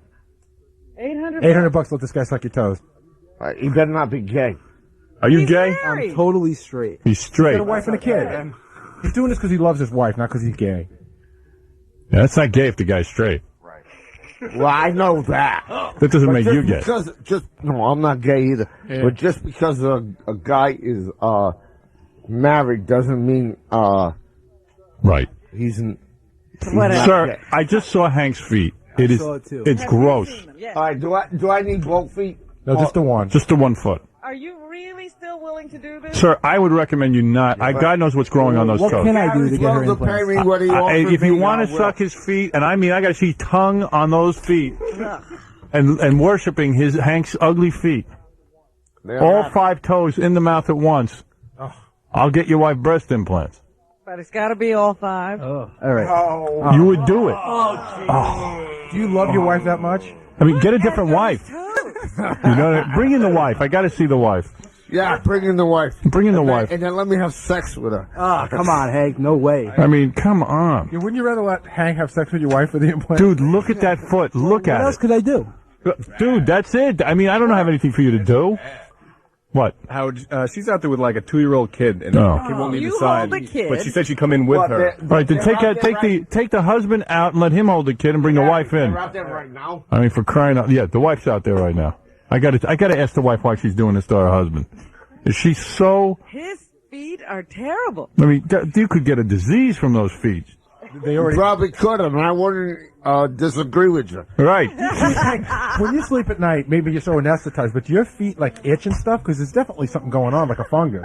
Do your feet ever itch you? I don't know. I'm terrible. Well, I used to work in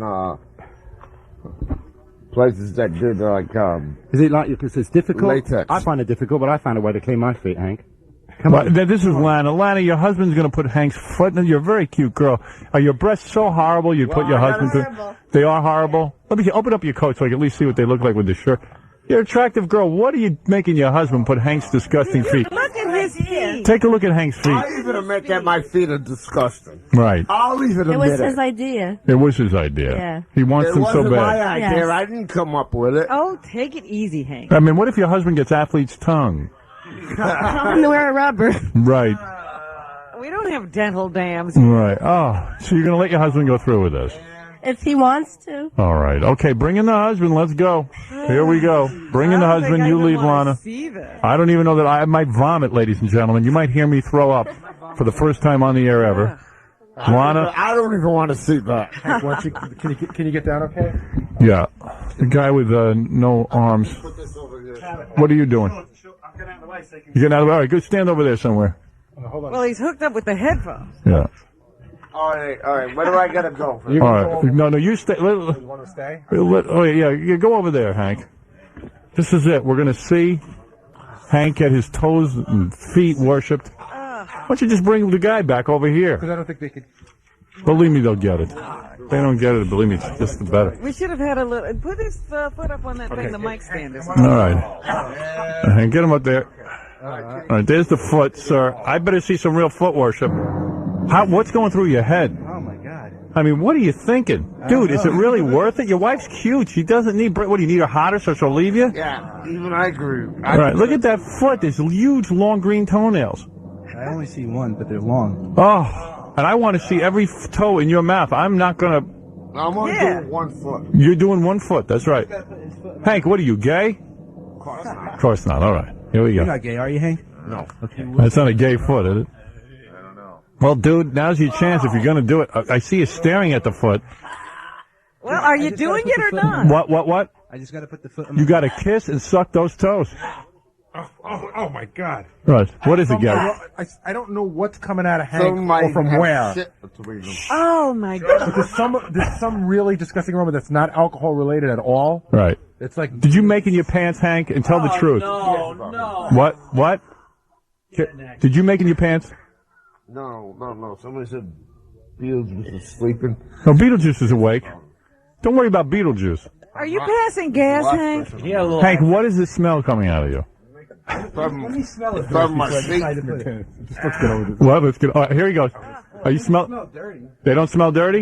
Get the microphone near this guy. I don't know how you want to do this. All right, here. How long do you do this for? Are you ready to do it? Yeah, I'm ready to do it. How long do I have to do it? You got it. I'll tell you when to stop. Go ahead. Get them in your mouth. Get those toes in your. I'm grossed out. You're crazy. Howard, no more than 30 seconds. Dude, I'd get a better job and pay for those breast implants. All right, go ahead. Here he goes. Oh, get him in there. Get them all in. What happened? You're not going to do it? He didn't even do half a second. What happened? Oh, here he goes.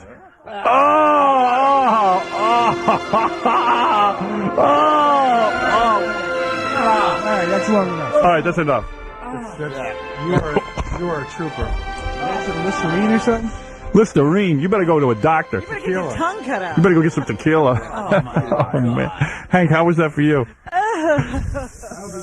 Was that any good? Did it feel good? Of course not. Of course not. Yeah, right. It's the first time those toes have been cleaned in quite some time. At least he cleaned his feet. I'm gonna follow him home now. Oh, I'm going to throw up. I am not going to follow him home. Ladies and gentlemen, I know this will air on our Saturday night television show. You have never seen anything more vile. Beetlejuice, are you all right over there? Yeah, I'm all right. You're all right, all You right. got a strong constitution, Beetlejuice. Beetlejuice, you okay? Beetlejuice almost, Gary's ass is almost knocking Beetlejuice off the couch. I mean, This whole scene is making me sick. Man. yeah, I know. Well, Hank, congratulations. That's the first gay act you've ever done, I guess. I'm not gay, Howard. No, that's not gay? Man kissing your toes? No, don't you remember the first time I was on your show? I told you I had a gay experience when I was a child. Well, you were molested. Yeah, well, something that wasn't my fault. All right. All right. Hey, Howard, they said that the wife is ready to come in by herself. Oh, she is? All right. Well, let me tell you something. You must love your wife. Dr. Sal Calabro, the surgeon, will work on your wife now. My advice to your wife is not to go too big with those booby No, implants. I don't think she should go too big. No, she They should just not. hang, you know? I mean...